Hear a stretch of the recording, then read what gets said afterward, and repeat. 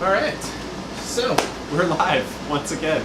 Great to have you back on this lovely Sunday, July 31st. If you're just joining us in the future when it's not live, you are welcome to skip around the video, have fun, ask questions in the comments. We actually take those in following Sundays, so you can catch us live every Sunday at 4 p.m. Pacific, 7 p.m. Eastern. And for those of you just joining us, we are starting a little bit early today. And I got a little bit of setup work to do. And I also like to add time codes. If you're watching in the future, time codes will be in the description. And so you should be able to scrub along and find specific tutorials you're interested in.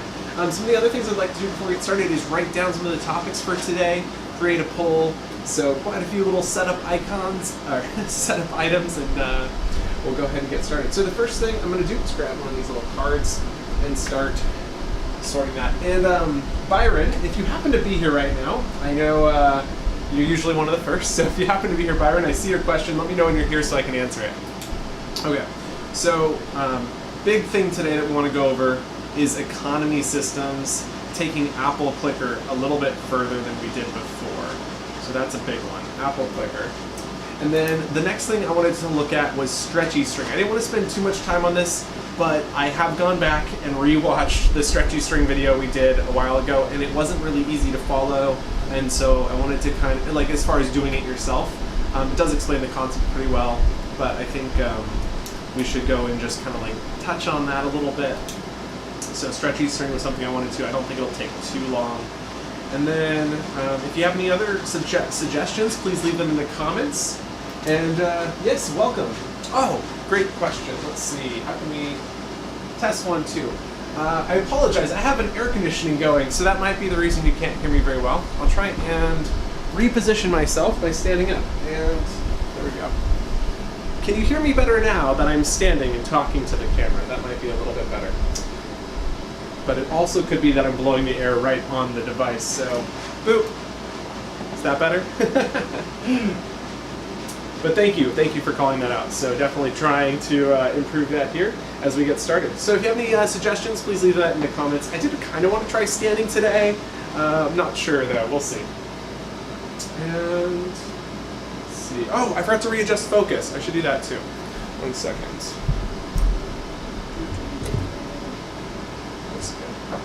Okay, camera's focused. So this is our super wide angle lens. It's one of my favorites. It allows you to see everything. I can come sit over here. I can come into this corner, and the only thing you can't see is the air conditioner that I've like very purposely cropped out. So there's that. Okay, I'm also going to take a look at some of the questions we received over the last week, and I'm also going to see if we can hear me any better. Let's take a look.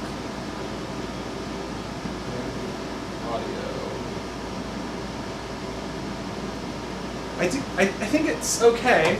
Let me know if you still can't hear me though. Awesome. Okay, so we have the one question on Stretchy String, and let's see, what else do we want to look at?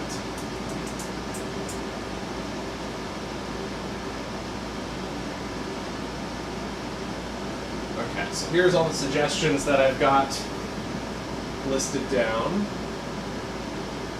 Oh, these ones are from Dan Blast. Okay. So he asks, how can we make a sword swoosh sound? So when you're like swinging a sword, it makes a swooshing sound. I think some of these are a little hard and we should come back to them on a different day. But I do like that idea. Basically, you're tracking the speed. I mean, maybe there's an easy way to do that one. I'll write it down. Okay, so sword. Why am I saying that wrong? It's sword. Sword swoosh. The swoosh that's coming up that's messing me up. Okay, and then we've got high-fiving like an arena clash. Another good question, also relatively difficult. High-five like arena clash. I'm trying to think of some like creative ways to make that easier, like using a trigger perhaps, but the triggers have been kind of funky recently, so that'll be interesting to try and play with. Ladders that you can grab onto and pull yourself up. Another really quite difficult one. Dan had some really good suggestions, but they're big. So, ladder and pull yourself up. So the current ladders are pretty cool, but there's some new features that could allow us to make some really cool rung ladders. I saw Dan Blast and Burn Buns got together and made something pretty neat with it. Yeah, pretty neat. Yourself. Like, I don't want to say anything negative because it was really cool. The thing that I'd like to see it do is, like, over time, it was instant motion. Like, when you grabbed it, the player instantly moved to the location. So that was interesting, but I would have loved to have seen it be like a slowly pulling yourself. Okay, so let's see, what other suggestions have we received? I guess I didn't keep anything from last week, because I guess we went through it all, so that's good. But if you have any other suggestions, please leave them in the comments. Oh, hey, Film Sensei, great to have you. Acute dispute. Great to have you. Oh, yes, the monetization is hard. I also am not in the monetization program either, and I would absolutely love to be. I'm curious the ways that you'd end up using it. If you have any like ideas of how you'd use monetization, I'd love to hear about them. I haven't seen any really great ways yet. I love the like donation box. I think that's a great method. But I'm just kind of curious if you had any like specific ideas. Byron's here! Hey, welcome Byron. This question has been killing me all week. Oh, you poor thing. Oh, you poor thing. That's so funny. So Byron asks, I have a script that used to work and now it is not. I have 10 hats that players can use, and then the player persistent variable hat is set to 1 to 10 to solve for players wearing more than one hat, he wrote, if it's not equal to force release hat. Okay. So the problem is you don't know which hat is being worn, and so what you need to do is have each hat listen to the player. And so when the player attaches or grabs the hat, it should say when that player variable comes in the grab or the attach event, you then say listen to events on player. And then when the player picks up another hat, you could then say if player persistent variable doesn't equal 0, send event to player, and by sending it to the player, it is then received by the other hats that could potentially be being worn, and then that event would then get force release. So you'd say like send force release event to the player persistent variable. Let me know if that answers your question, and thank you so much for asking. If you guys have any other questions, please feel free to leave them in the comments, and we'll keep them going. Oh, we can hear you through, oh, you can hear the AC as well. Well, unfortunately, that is the case, Film Sensei. Thank you for letting me know. I suspect that when I put the headset on later, it's going to clear up our AC sound. So apologies for the in the background. It is 82 in here as is, so I'm not turning it off. We're in an excessive heat warning. I think most of the country is right now. What temperatures are you guys experiencing? Because oh my goodness, we just ordered another AC. Fingers crossed it arrives sooner than later. Awesome. Good luck, Byron. Great to hear. Okay, so what I wanted to go over was last week we had talked about at the very end, and I should have rewatched it. I'm just like bonkers, like I should have. Last week at the very end of the video, we talked for the last 5 minutes about what we could do to make Apple Clicker better. And so like, the idea was that originally Apple Clicker was just this kind of like click the button, it updates the leaderboard. Super simple, very easy to set up and use. I believe it's using a player persistent variable and it's updating both every time the button is pressed. So we want to add an economy to this where you can now buy upgrades. So like, you could buy an auto clicker, or you could buy a like a boost, or you could buy something else like a second Apple. And so we want to look at this from the most simple perspective. So I might go back and take a look at those last few minutes and see what we said. Welcome Craigus Prime, great to see you. And if you have any ideas of like economy systems, the thing that I want to like really tackle here is making it so that the asset itself is not what's valuable, it's the knowledge you're gaining that is, because what we see oftentimes with player persistent variables and leaderboards is they're very hard to use in asset form. So what I'd like to be able to teach today is the ability to use it and modify and make it your own. So basically don't even need to like copy this word for word, it's more like, oh my gosh, I just learned how I could now use this in a different way. It's kind of what I'm hoping we can get out of this. Okay, let me ask. Craigus Prime says, when selling or buying an item using in-game currency displaying who owns said items, is this possible? Definitely. I mean, everything's possible, so don't ask me if something's possible. It definitely is. Well, except for bringing in external content. And you can vote for that on user voice. But yeah, so when selling and buying an item using Indian currency, displaying who owns that item, definitely. So basically that item then needs to be its own, or it needs to have a manager, or it needs to have some sort of like, so say for instance you have a buy button. That buy button could know if the item's been bought or not, and then have a text button to display who just bought it. And then the item itself might have to be detached from the buy button so that it kind of functions separately. And I believe there's, yeah, I'm 99% sure this code block exists for everybody, and it allows you to set who can grab.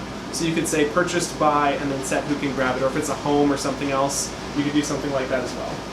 So definitely lots of ways to do using a player's name. Feel free to keep the questions coming, and I'm going to figure out what we're doing for Apple Clicker. I'm going to do a couple more setup items here. Last week I was working with, I forgot his name, but he knows who he is, and if he's here, he's here. If he's watching this feature, hey! Jackal Dude Gaming, there we go. I knew it, it's like on my tongue. We were looking at how to add the overlay of you guys talking into VR, and so we've got a way to set that up, so I'm going to set that up today. And if you are curious how that's done, the way it's going to be done is we're using the link cable.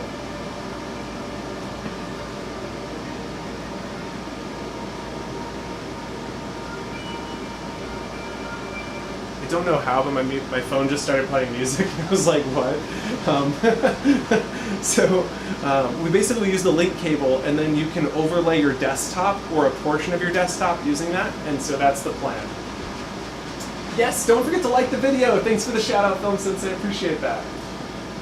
Okay, so gotta figure out what we're doing under the economy system. This is muted, that's good. I want to check battery percentage. I was just in VR working on some really cool stuff. Now you won't be able to hear me super well over here, so, well, hopefully somewhat. I might need to copy this, Command C, oh, Control C, we're on Windows. Hey, okay, now you can hear me over here. If we use this one later, definitely need to delete the secondary source of audio. But now you can see my desktop, and so what I wanted to do is run over into Verizon. I also needed my cell phone.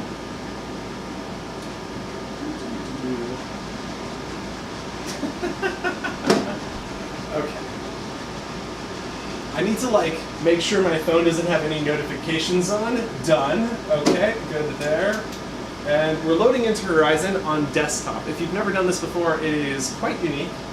So I will not need a headset, which is so strange. There's a video by Film Sensei here, or Sensei J as we know him best. And you can watch that on our channel. And basically once you're in, you can then use your mouse and walk around. It's pretty neat.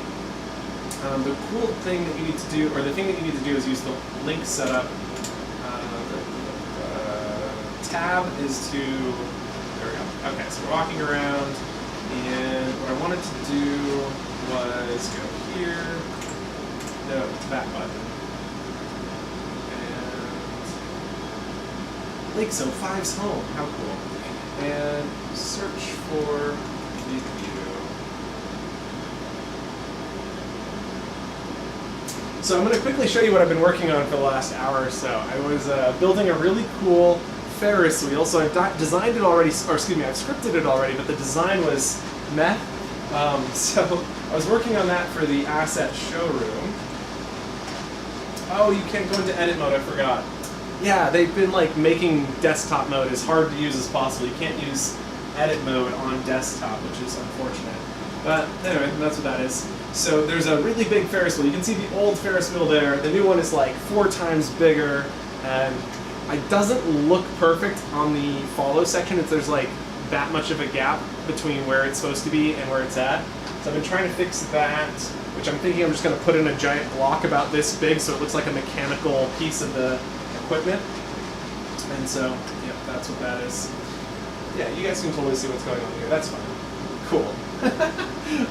Let's see. The last thing I wanted to do while I was logged in here was go and add people to the Essentials bundle before I forgot.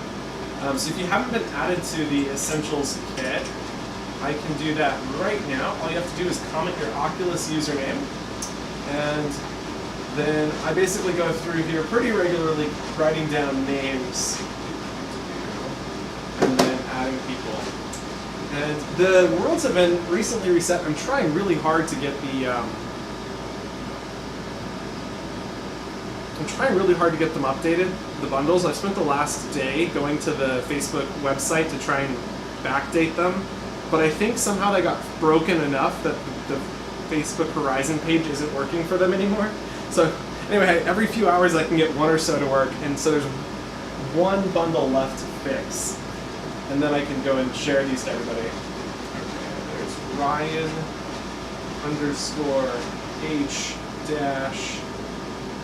_H-HRN. If you're here, Ryan, say hello in the comments, and let's continue. I see MetaWisp in the background there. And then you'll note there's a bunch of pending ones I can't see, which breaks my heart. There's over 10 people pending in there. But yeah, feel free to share these with anybody you know as well.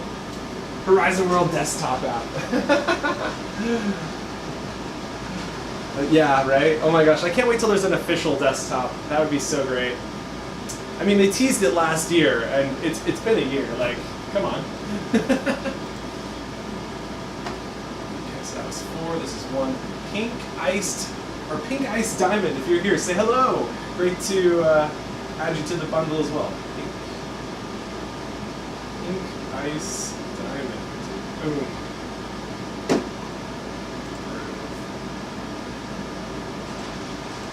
Oh, and so if you hold down the Alt key on desktop, it's super nice because you can move your mouse around. Oh my gosh.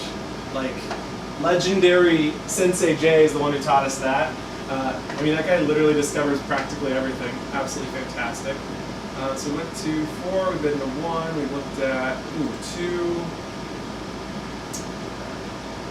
3 will be the last one. Oh, everybody over here has already been good. Good.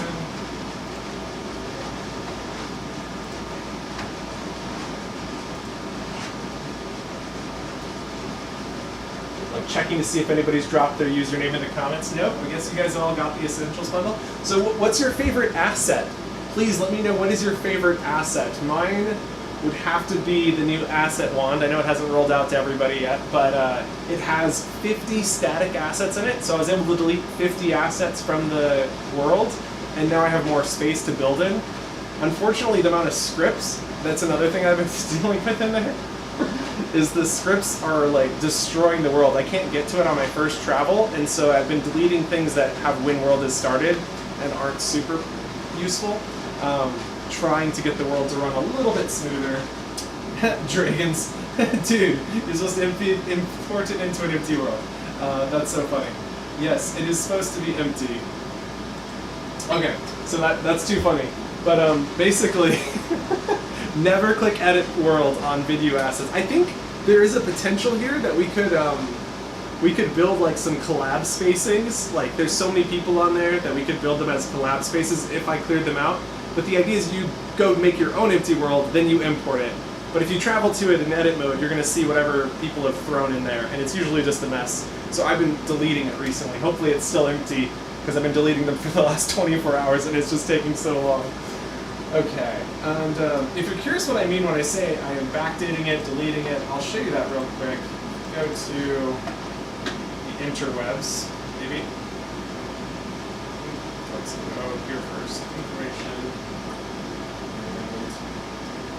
And like navigating Windows. Maybe I sound crazy here because some people do have Windows, and I'm just like, wait, how do you use this thing? Okay. So here, oh, whoa, what? That was weird. What just happened?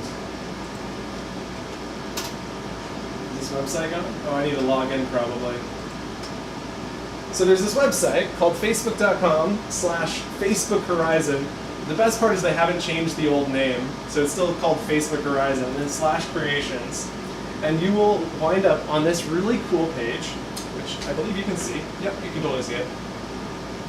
And down here, we're going to see that the one that I haven't fixed yet is this one. So I click Edit, Backups, and then under Backups, we can scroll down any second now. Or it might still be broken. Yeah, it's still broken. So anyway, I'll check back in a few hours and see if I can't get that one erased. But basically, I'm trying to empty it out by backdating it to the oldest backup, which is Empty World. And I've already done that for the first, or 2, 3, and 4 have already been done. You can also copy world links here, see stats, which is cool. And yeah, it's pretty neat. Pretty neat indeed. Okay, so back in here, we are going to add some more people. If you are Ming Love, Latin Doctor, The Boy, Isaac Moon, Jung Gear, Jekyll the Brave, French Fries, Bernie Coleman, please leave a comment and let us know you're here. Because look at top of this board. That's so cool. I think these are chosen at random too, which is neat. Okay, Shizin Cough. I had a request from you to get added, and like that, you are. Okay, you either typed your name wrong or you've already got access. I don't know. We'll find out in a second. Oh, it's with a K, isn't it? I just saw you. There it is. Maybe I spelled it wrong. There you are. Okay. Invite as editor. I do it twice just to make sure, sometimes 3 times, because I'm just like, please, make sure they're added. Ryan _H. There you are. Invite as editor. Boom. And our last person to add today is Pink Ice Diamond. I think I added you already,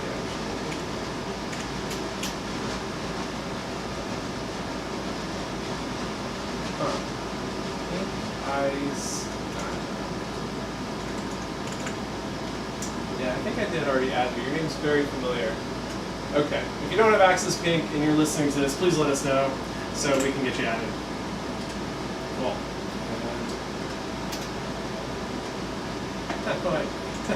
How do I get out of here? I feel like I'm losing my mind. There's the close button. Cool. Okay. And back over here.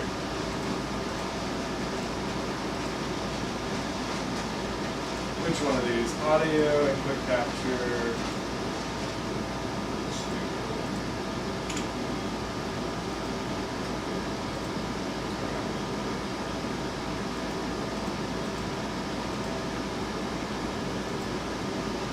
Not sure if you can still hear me. Let me read your comments though while we're at it. Hey, what do we got? Hi, Dempster! I am having trouble using this. Did it freeze on me? Come on. There we go. Okay, we're back. Hello again! Super wide shot today if you're just joining us. Look at this. Look at that. Wow! Anyway, so great to have y'all. I'm going to take a quick peek at your Control F4 will also exit the application. Yeah, let's not do that while we're live streaming, but that's a good note. Appreciate that. Oh, got it. No, that's great tip. Great tip. Continuing down, we've got you can use edit with 2 accounts. What? That's crazy. So to get into edit mode on desktop, you make a PC account on the Oculus account, invite your PC account as editor. Ah, very nice. All the text assets. Yes. Oh my gosh, right? Huge shout out to Pigeon who discovered literally the last 50%. Oh my goodness. The lightsabers. Yeah. The elevator is pretty cool. I do like that one. Great to have you, Dempster. Thank you for adding my door to your world. Nice. Look at that. I love this. This is so cool to see you guys. Awesome. You can hear me too. That's great to hear. I'm excited for your wacky, waving, inflatable, and flailing tube man. Oh my gosh. I feel like I'm going to get in trouble, and I don't want to tell you why, but I'm a little nervous about that. I might want to redesign it. Oh, and I've been trying actively to not think about it, but as I'm going through my day, yesterday, I specifically saw 3 of those. I saw a blue one, then I saw a gray one, I think I saw a red one, and I was like, man, I've never noticed these before, now I'm seeing them all over the place. It's crazy. Microphone. Yes, Craig? I don't know. Oh, the microphone's your favorite. Sorry, I was like, what's wrong? Okay, let's see. We're going to figure out what we're doing for Apple Clicker. We've got 19 minutes until our official start time. So if you have suggestions, please leave them in the comments so we can look at getting them to them today. I'm going to go and start by posting a poll and see what people are interested in. Let's go poll. What would you like to cover first? Question mark. And the first one we're going to put in is Apple Clicker Economy. And then we're going to look at Stretchy String Tutorial. Another option for the sword slooshing.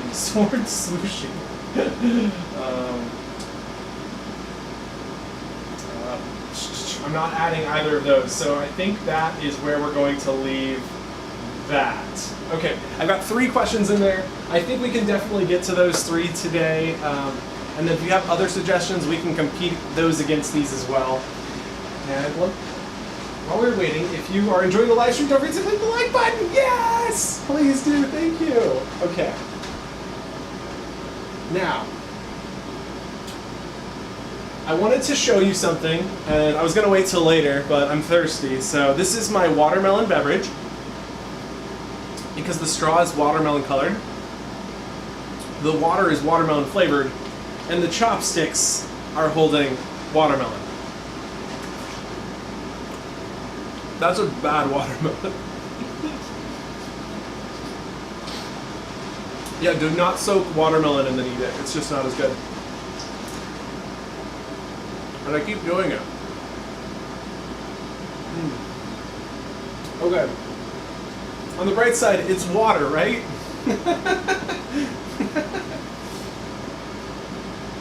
Oh. Whew. Show us the baby. I'll go tell Kale. Oh gosh.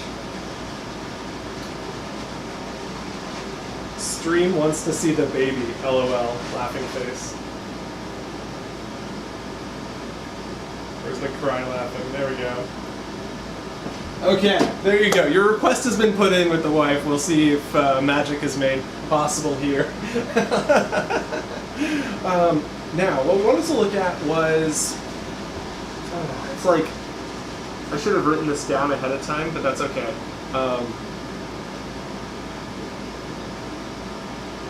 We want to add like purchasing. So, I'm like I said, I'm going to think this through, and then we're going to make it happen. Actually, here you go. Okay, for y'all in the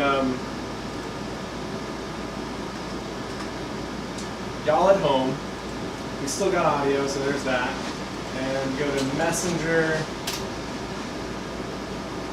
This is dangerous. Don't read all my messages, please. Let's see. There you go. There's the baby. We took Nalia to Oculus requesting to see the baby. Yeah, we took her on her first road trip. We went on a 3.5-hour drive to get in and out in Oregon. It was delicious. Thanks for asking. And you can actually see the baby right there if you look really closely. Oh, that's not it. But right up there, there's a little picture baby. And then we got the close-up. So hopefully that appeases the masses. Oh, speaking of the baby, here she comes right now. Do. Okay. Yeah. And I'd like to show you my wife's shirt right now. Please, turn around. Turn around. This girl's gonna be so confused. She's gonna be like, am I a cat, Mom? Hi, baby girl. She is sleeping, though. Yeah. She's super cute, though. Super cute. I'm not sure what else to do. I got the baby. Oh, don't make her sick. We're on a ride. It's like we're in VR. Whee! One day she'll enjoy that. I know it. Okay. And back to you, dear. There we are.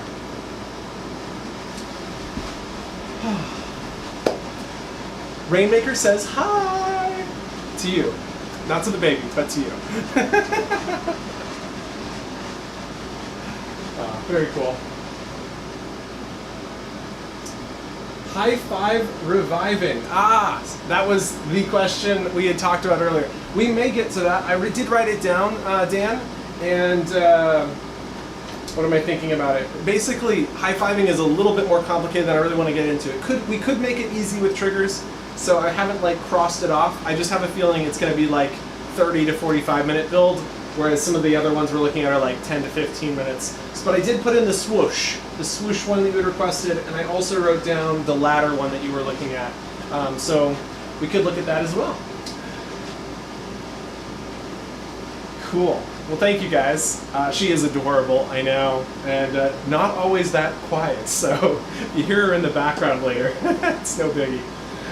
Yeah. Oh, look at this. We got lots of votes coming in. You guys, let's keep them coming. We got 6 votes so far, with a 50-50 on Stretchy String and Apple Clicker Economy. So let's continue talking about the Apple Clicker before we actually dive into it, which we will be doing momentarily. Okay, so economy systems that are as simple as possible to engage with. And so the first thing that we should be looking at is how to change variables in a script. And so I think something that's probably not, it's really easy if you know how to do it, but if you've never done it before, it's not intuitive, and it just takes a little bit of figuring it out. So I'd like to show you that, which is how to update variables. And I think it's worth talking about what a variable is. So update variables. And so one way you might be thinking about this is like, say your Apple clicking thing has a button where you can buy, I don't know, like a double apple. Like you buy it and now you can do 2x apples. So that would be really cool. And so then it takes your one per point per click to 2 per click, right? So now you're getting twice as many. The other thing that I think, the other really important thing I need to do is I need to make sure to set up audio today. I found out recently that you guys can't actually hear what's coming out of VR, so I need to set that up. So updating the variables, and I also want to have something else. I like the auto-clicking idea. I think that's like a pretty classic theme with like clicky games, is where you have some sort of robot that's now collecting apples for you. So some passive apple clicking.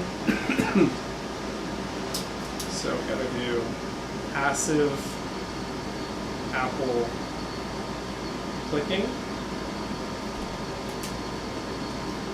And so the thing with passive apple clicking that kind of gets complicated is, in most like little online games, they just duplicate the little PNG a bazillion times, and now you're getting a bazillion of them. And that looks really cool. In fact, I think that's part of the reason it becomes so addictive, is because of the chaos you're starting to see on your screen. In VR, we have a limit on our capacity, so spawning in a bunch of these little clickers can be difficult. So that's like, you might want to do a robot that spawns in, and he's got a hand that's like doing this every second, but you're buying like speed upgrades, and then when you buy clicking upgrades, it like doubles it. And I think the robot, as far as like practicality of it, is really just for show. Like the motion is just for show, but the all of the what's happening is happening in a script that's just looping back and forth, the motion up and down. Any other ideas, you guys? Yeah, you could. I mean, asset spawning is cool. I mean, you really could. I do like asset spawning.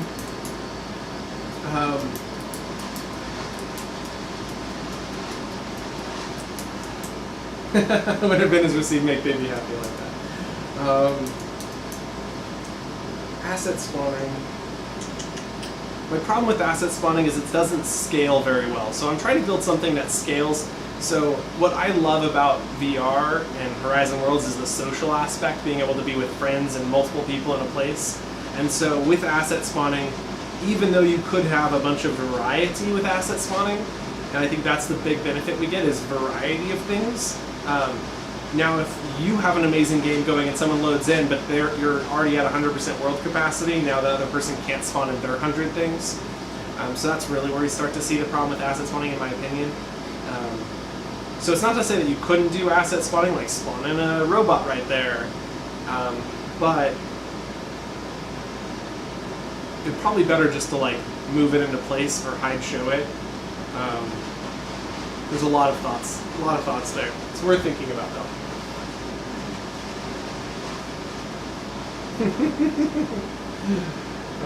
Okay, so I'm gonna go ahead and I think we're gonna start with Stretchy String while my brain kind of continues processing on the Apple Clicker idea. And Stretchy String, if you're not aware, is where you can pull a cube apart and like rotate it. It's very cool, lots of fun to play with.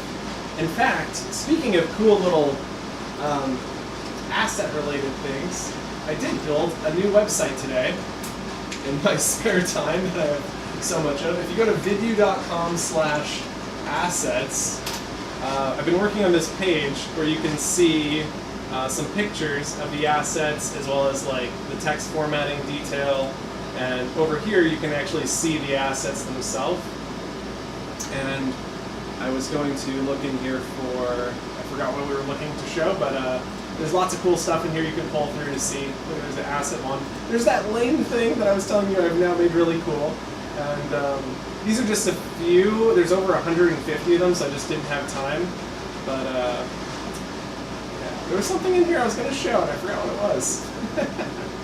Oh, my brain slips away. Oh, there's the Stretchy String. Okay, there we go. And I don't know if I can zoom in. There you go. That's not helpful. Never mind. Never mind. You saw it.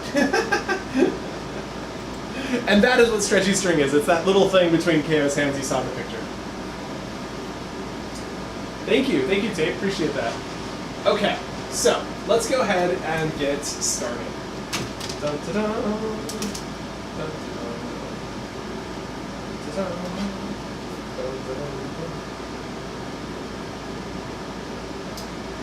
Headset is powering on. Over here, we're going to work on booting up, and this is dangerous. Why do I do this?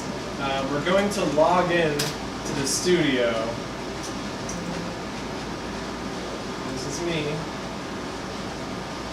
YouTube Studio. Channel. Don't forget to subscribe to Vidyuu Nights tonight at 7 p.m. Pacific, 10 p.m. Eastern. Oculus is going live for a talk show with a surprise guest. I am looking forward to checking that one out tonight. So exciting, so hope to see you guys there. All right, now let's switch on over to Vidyuu Tutorials. Also, only 41 subscribers away. Please help us hit 1,000, we'd really appreciate it. Okay. Let's go to Content, Live, and Dashboard, right? This one? Okay, here we go. There's this, and there's a pop-out button here. Look, oh, Apple Clicker's getting more votes. Y'all trying to change what we're working on, I see. Okay, keep voting. If Apple Clicker gets another vote, I will do Apple Clicker first. But oh, you guys go vote for Stretchy String if you want to see Stretchy String first. Come on, now's the chance. Now let's go ahead and pop out the chat. Okay, so with this popped out, oh wow, votes going in. We'll go and leave this over here, I think, and then we can minimize that. Back over here, and then the thought is when we open up the app in here, I should be able to overlay that chat and see what you guys are saying live, which will be really cool. Can Stretchy String be attached to solid objects? Absolutely it can. Absolutely. That's a really, we should do that. That's what we'll use Stretchy String for. We'll build Nunchucks. That's a great idea. Okay.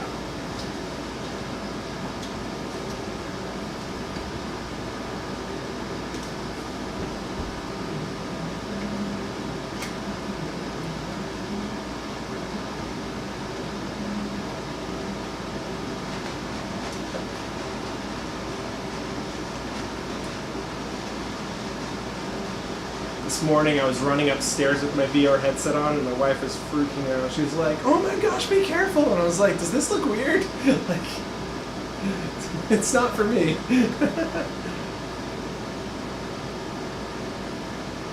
Okay. Create boundary. There we go. Confirm. Stationary. confirm. And now we just need to open up over here.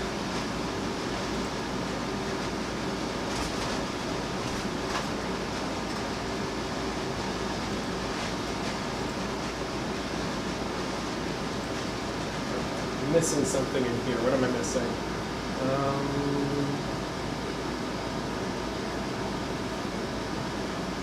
Link.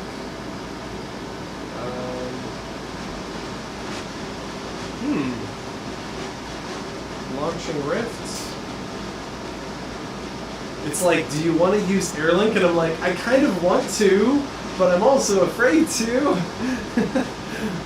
Okay, there we go. So I'm in here, and I should be able to use my desktop. Yeah. So we can hit start, which is crazy because I just did that from VR, which is mind-boggling. I can also come in here and I want to open up a window in desktop. How do I do this? No.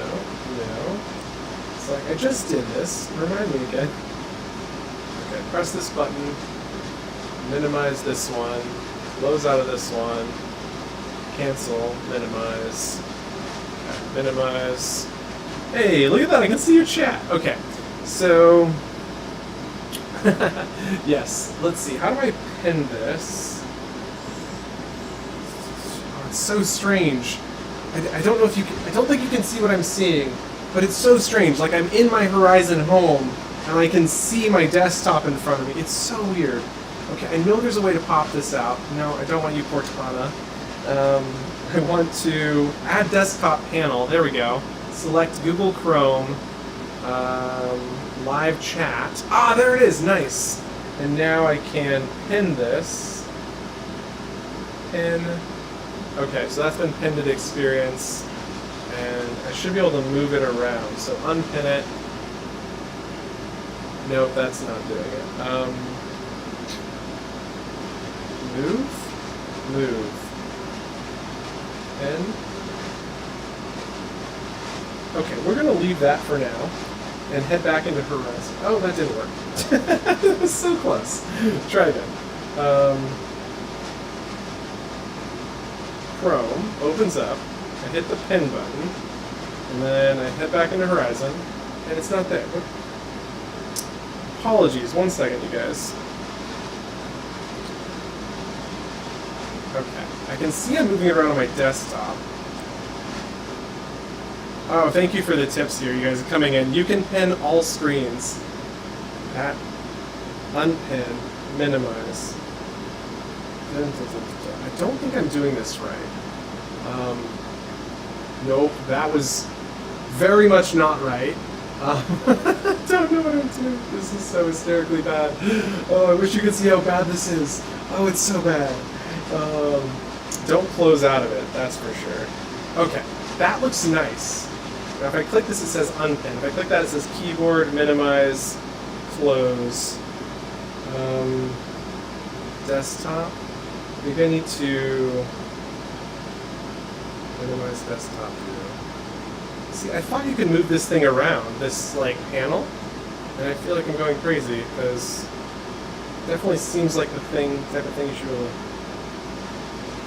drag, and maybe I need to reach out and grab it. Oh, there it. Oh, you actually have to physically grab it with your middle finger. That is bonkers. But okay, put me off to the right.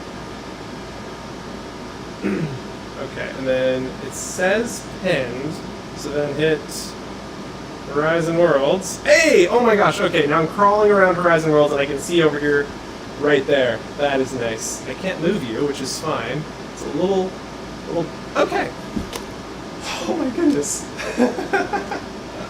Thought I was losing my mind there for a second. Thanks for bearing with me, guys. Okay, so now, so that you can see what's going on, we're going to bring that open.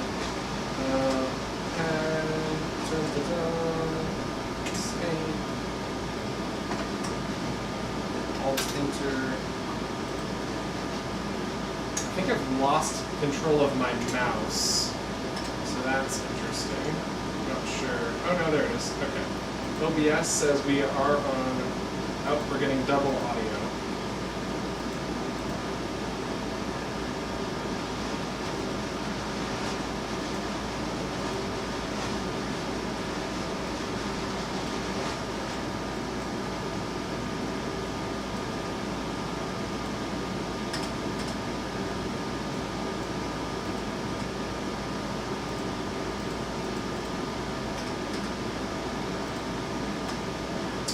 Life debugging things. Apologies, guys. This is how you discover new stuff. It's by trial and error. Isn't that the truth?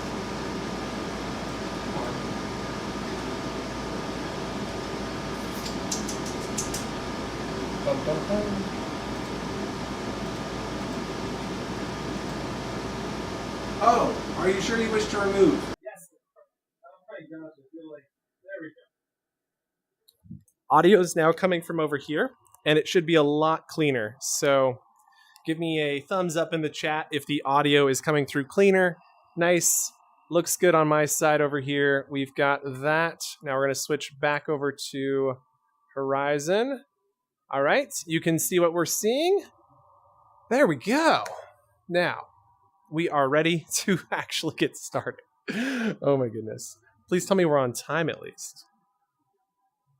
Oh, we're only 3 minutes over time. That's not bad at all. That's not bad at all for a 3-minute getting started time. And great to hear. Oh my gosh, and I can read this. Good to see you, cousin. Wait, you guys are cousins. What? Okay. Oh, because their name is Hill. Nice. Okay, so here we are in the Horizon home. Yep, this space. I have never grabbed the key. I reject my apartment. Please let me go. It's too funny. Okay, so over here we are going to start on what did you guys vote for? I can't engage with the poll from here, it looks like.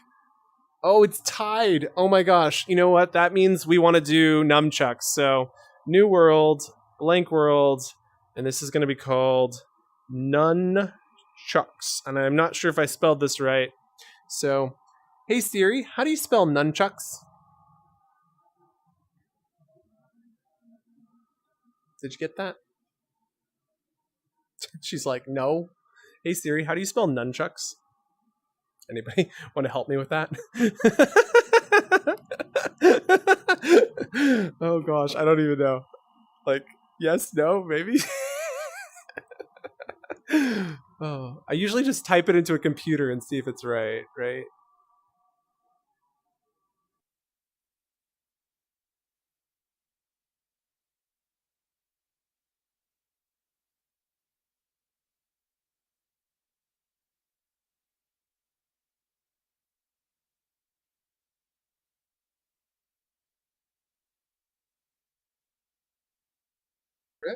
Rift plugged in? Oh, we're still here. Okay, I think we're good. And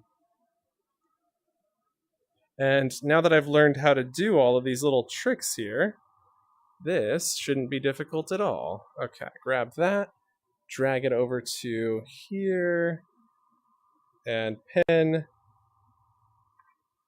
Oh, I did get it right. Oh, thank you guys. I honestly have no...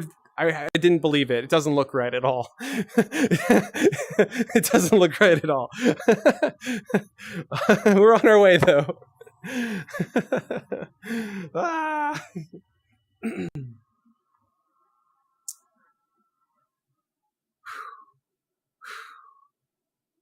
So nervous. I'm ending the poll, though.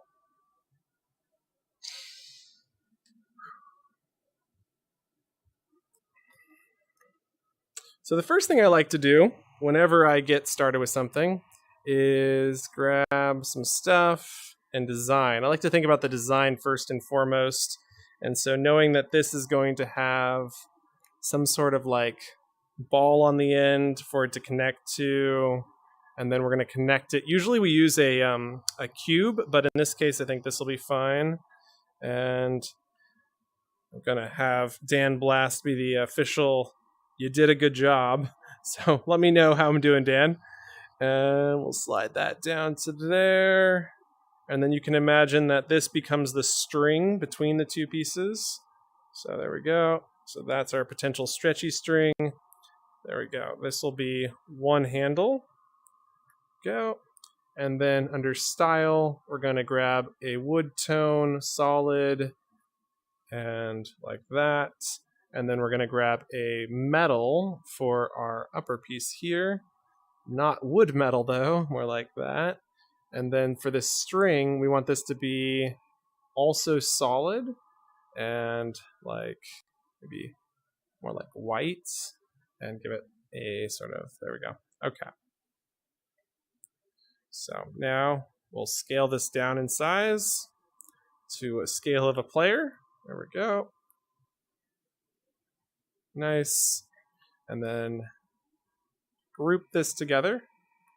And then we're going to make this interactive and grabbable. Now we're not going to make it swing around, like, so you're going to just hold each piece by themselves, but this will stretch between the two pieces, which is going to be the key here.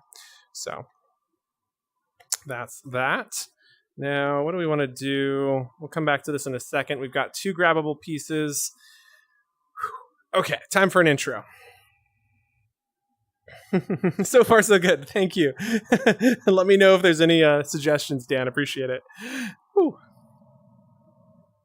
Hey everybody, today we're going to be looking at Stretchy String again, and today we're going to take it step by step and show you exactly how you can implement Stretchy String. And in today's example, we're going to make nunchucks that are going to have these sphere references be the piece that it stretches from here to here. So it's going to be a taut line no matter what, and it's going to stretch from this point to this point.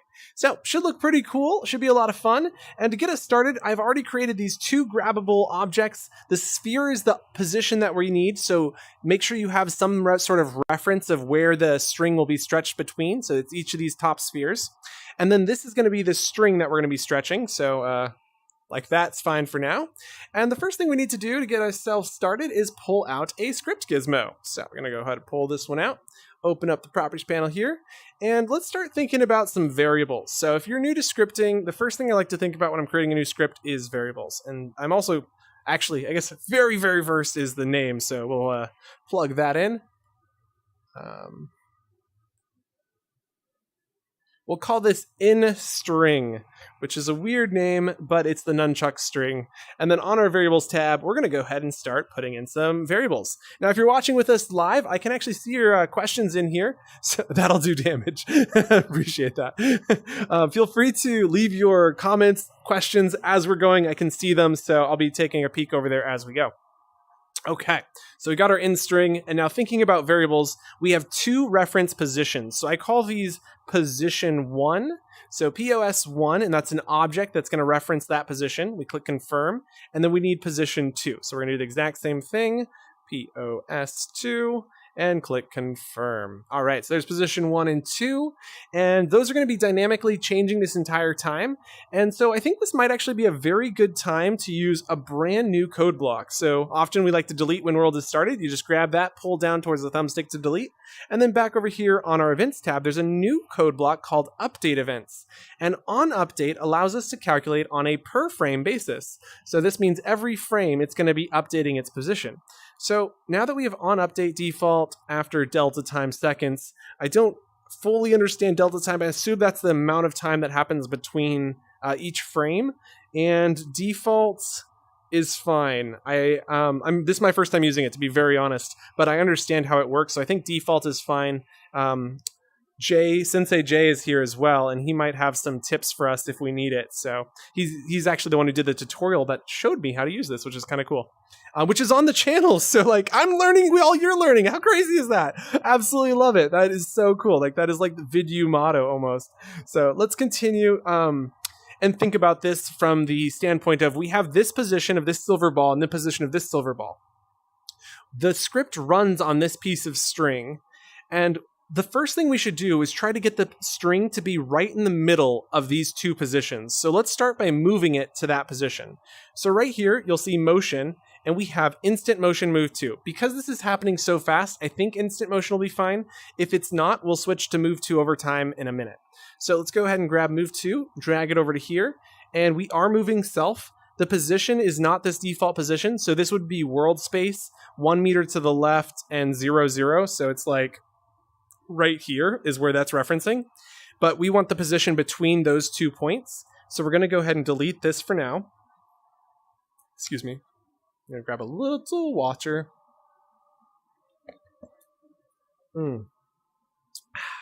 Okay. Also going to put these straps on. Oh my gosh, don't say that out loud.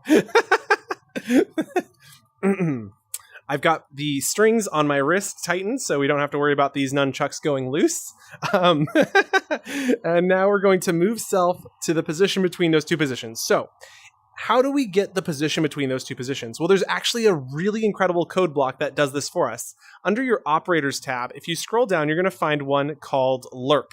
This stands for linear interpolation. So it's not very scary. Linear just means it happens uniformly from one point to another, and interpolation is determining a position between those 2 points.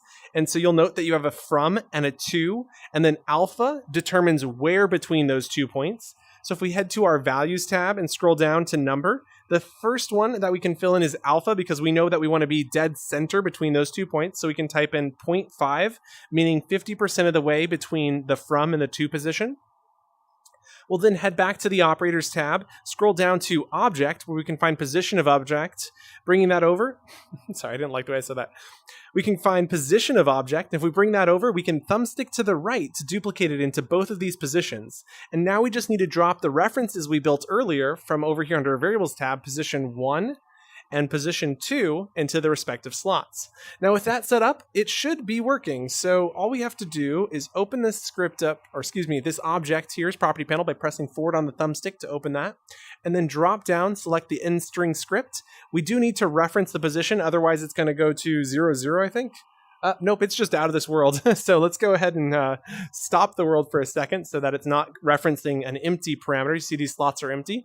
We can open this properties panel, then click the zoom in button so that we can open the properties panel of this ball object here. Now I did want to turn off collisions on this ball object. So this will be the grabbable piece, and this is just a way to make this a little bit more efficient. Now that we've got this, we can then zoom out. Closing out of this one, we can drag the Sophia reference over to position 2. And I like that this is the right hand, this is the left hand. So I'm thinking position 1 is left, position 2 is right. And now we can close out of that. And we want to do that as here as well. So we're going to zoom in, open this properties panel, and then turn off collidable and drag this into position 1. We can then close out of all these property panels. And if you double click your index trigger, it'll zoom you out really quickly, or you can press the button on the properties panel to zoom out as well. Okay, so with that set up, all we have to do is hit play, and it should be between the two. And we can test this out by grabbing this, and you can see it is moving pretty quickly. Look at that. Nice. That's awesome. So with that set up, I'm going to go ahead and hit undo, so it's back in that position. We're going to stop this and start getting this to rotate to the right position. So if I was to slide this to here and then hit play, you'll see that the rotation is off. So we want to make sure it rotates correctly. This just became a different video, Byron. I know, right? Like, what? I couldn't believe that. It was so funny. Oh, man. Okay, so we're going to move to, and now we want to go. Sorry, let me get back into character. I still cracked up about that. Whew. Back on our script, we can head back to the motion tab where we're going to find rotate to. We'll drag that over here. We are indeed rotating self, which represents the string because that's what we're rotating on. You can see that it's already started rotating, and you can mess with that rotation by like clearing this out here. But what we wanted to do is actually rotate to the direction between the two positions. And so we're going to delete this one as well because this is just a static rotation. And so you saw it changing in the background there. I know it's a little hard to see, but what we want to do here is determine a new rotation. So if we go into operators and scroll down to vector math, you're going to find look at. And this, it kind of works the way you'd think it would. It like looks towards something, right? So, but that's where it stops. So like it does work somewhat like what it sounds like as long as you know what you're doing. And so I'm going to help you understand that. So over here on our values tab, I'm finding a vector input, which we're dragging into the up slot. And so for the most basic scenario here with this object where it's a singular piece of object, we can set this to 0, 1, 0. In many cases, this is not okay, and you need to grab the upward direction of something to make sure it's constantly aligning with the upward direction. I might go into a little more detail on that in just one moment. So then the forward direction is calculated by taking position 1 and subtracting position 2. And so if we take those two positions and subtract them, we get the distance between here and here as a vector, and the direction of that vector is the direction we want to look. And so if that doesn't make a ton of sense, then just kind of do this and it'll work. And I always get this backwards, so I'm going to try and do this the opposite of what I normally do. So we'll go ahead and drop the minus symbol in here. So that's from the top of your operators tab right here under basic operators. And then we'll actually, we can just duplicate these down from up here. So we got position of 1 and position of 2. So grab this one, thumbstick to the right. Grab this one, thumbstick to the right. And with that, it should be working. And so we'll go ahead and try this out by grabbing this here.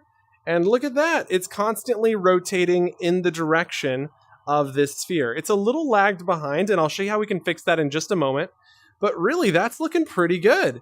So, nice. And it doesn't seem to kind of like freak out. Maybe right here it might? I'm trying to see. Yeah. See how it turns? That's where the 0, 1, 0 comes into play. And we're not going to get into that. It's just really not relevant to this tutorial. But it is something worth thinking about. So I'm going to kind of briefly explain it. So if you think about this looking towards this direction, the reality of this looking in this direction is that it could be rotated any 360 degrees around this axis and still be pointing in this direction. So we have to tell it which way to point upwards, and that's what this is doing. And so when it happens to actually point upwards, that's when you start to see some funky things happening. It's just very unlikely to happen in your use case. So now you understand what it's doing, so hopefully that'll help as well. Okay, so we've got the motion, we've got the rotation. The last thing we need to do is the stretch. So the stretchy string stretches by going to the Move To tab and grabbing the Scale To and dragging that over to the left. Oh gosh! And that is a way we don't want it to scale. So we're going to go ahead and pull this down and delete it. I'm actually going to go ahead and stop the world because there's a couple things we need to think about. And before we dive too much deeper, I'm going to quick take a look at your questions, and it doesn't look like we have any. So if you have any questions as we're going along, please be sure to leave them in the comments, or if you're watching this in the future, feel free to leave that in the comments as well. And so when we're thinking of let's right to there. When we're thinking of scale, the scale is only along one of the 3 axes that affects the cylinder. And so on world start, we should be saving its current scale. So when world is started, we want to only update one of the axes. So we're going to go and create a new variable. And if we drop down, we can select a vector. Now, a vector is representative of an X, Y, and Z. It's often considered a position, but it can also represent a direction, a scale, and kind of many more things, even velocity. So in this case, it's going to represent scale. So X, Y, and Z will represent the scale of the X, Y, and Z values of the string. And if you haven't found that before, it's under the Attributes tab of our cylinder, and you can find that right here. So you can see there's 3 values, X, Y, and Z. And so now that we know that it is the Z that we're adjusting, this actually helps us because we want to know that these are going to stay 0.03 and it's going to be 0.09. And maybe I'd actually just show you the easy method first, and then yeah, let me show you the easy method first, then we'll dive into this. So we'll go ahead and click cancel. We'll leave that there for now. And then over here under operators, if we scroll down to new vector from XYZ under vector math, we can drop that in here. And we just learned that it's 0.03 in the X and the Y. So if we type in 0.03, we can just duplicate that into here. And then Z represents the distance between point A and point B, or position 1 and position 2. And we can actually get the distance using the magnitude. Oh, no, distance 2, of course. And we can get the distance by using distance 2. So we'll go ahead and drag that into the Z. And then all we need to do is drag position 2 and position 1. Order doesn't matter here. And now that's calculated the distance. So if I hit play, this should scale between the 2. There we go. And so now I can drag this around. And it's a little bit slow right now. So we're going to fix that in just a moment. But you can see that it's constantly moving to that position. So that is how we get our stretchy string up and working. And so with that is pretty sweet. But if you wanted to not have to type these 0.03 in, like say we scaled this up or scaled it down, we'd want to then go to world start and save these values. So that's where we go to our new variables, drop down, select vector. In this case, it'll be a scale vector, which we'll call origin scale. There we have our origin scale. We'll click confirm. And now with that, we can go to our values tab. At the very top, you'll find a set to. We'll set that on world start. And then over here on Back on our variables tab, we'll drag origin scale into the left side, and then where do we get that scale? It's actually over here, right next to position of object. So we'll scroll up just a hair. There it is, scale of object, dragging that into here, and this is the scale of self. So we can drag that into that position. Now, oh, and I messed up, so we thumbstick to the right to duplicate. That's how we get a copy of that. Awesome. Okay, so we've now got our origin scale and scale of self. There we go. And then here we have our 0.03. And so what I'd like to do is take two vectors and add them together. So what we're going to do to make this a little easier to read is go to our variables tab and create a new variable. And this will be a vector called current scale. And this is just for visibility, so it's easier to read on the screen. You could do this the more complex way, which is just put them all inside of this scale function. But right now we can set the scale. So this current scale can be set here, and we just drag this in for now. And so that's one really easy way to do this. And then we can thumbstick to the right to duplicate the current scale in here. And now this is doing the exact same thing as it was doing before. But we want to take this scale and not use this 0.03 and not use this 0.03. And so I'm going to go ahead and put a 0 into both of these slots here. So we'll go backspace and make that a 0 as well. And so now that the current scale has you can see it just disappeared out there. It's only scaling along one axis. We can now set current scale to be plus. And so if we go to our operators tab and scroll to the top, there's a plus symbol. Oops, that's not plus. There's the plus symbol. Drag that over and drop that here. And so now we can add to the current scale that we just calculated with a portion of this origin scale. So if we go up to multiply by, drop that in here, we can then grab origin scale and multiply it by a vector. And so the way this works is this current scale is going to get multiplied 1 for 1 on these. And so we only want to keep this value and this value. So we want to type in 1 here and 1 here. So that way we keep the X and Y. And then we want to clear the Z out of the origin scale. So by keeping that as 0, it deletes it. And now it will stay the original scale. And I just have to hit stop and play for it to start working. I thought. There it is. When world is started, set origin scale to scale of self. Set current scale. Oh, right here is meant to be origin scale. So we take origin scale multiplied by 110. There we go. Okay, so now we've got set current scale to that value for the distance in the Z slot. And then we're adding to it with the X and Y values from origin scale. And like that, we can hit play. And it's now stretching between the two. And we could grab this and this and this. It's weird how that's functioning. And then scale it, and you'll see that the scale stays the same. I'm going to try and undo that if I can. And didn't exactly undo because the script was running. But I can fix this by just typing in 0.03 and 0.03 here as well. Maybe.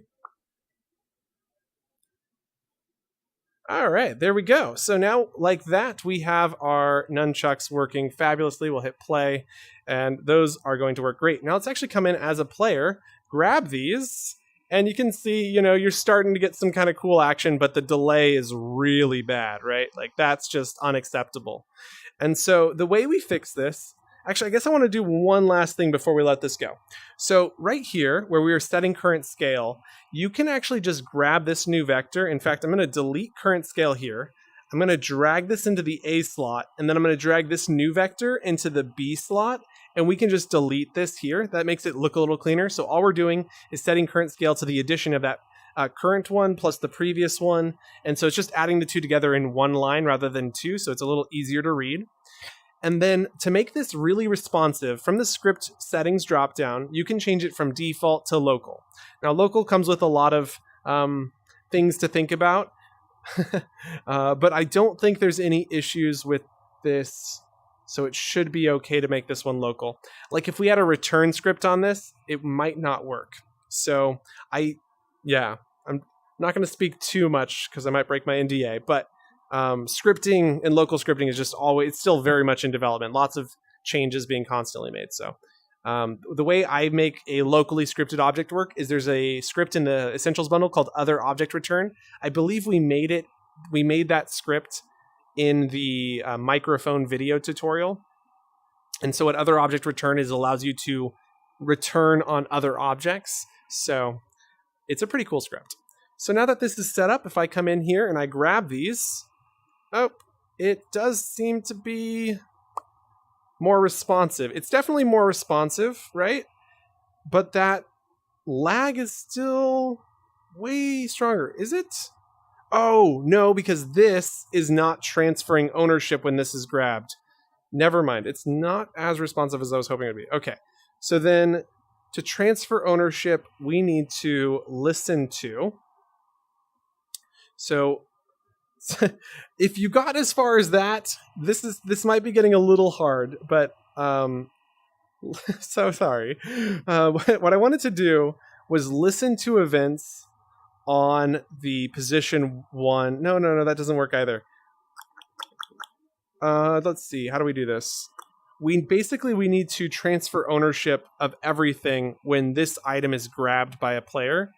And so these could actually run regular return scripts now that I'm thinking about it. So what we can do is attach a script to this. No, we need to listen to it. So back on our variables tab, we're going to create another object variable. So yeah, if you made it this far and this is like too much, just stop here. Like you've already done it. And like there's some really cool stuff you can do with this piece of stretchy string. And like you've already learned a ton. But for our purposes, we're going to make this perfect. And so under object, we need to reference the, we'll call this grab 1. Since there's 2 pieces you could grab, this will be the first one. And what we want to do is listen to all the events on grab 1. And so this is going to receive like when the object is grabbed by a player. And so that's what listen to allows us to do. And so we'll go ahead and grab 1 here. And now we're going to receive when object is grabbed by, excuse me. And then back on our events tab, we're going to receive when object is grabbed by player. So I'm going to drag this right to here. And so when the object is grabbed by player, we want to transfer ownership of everything to that player.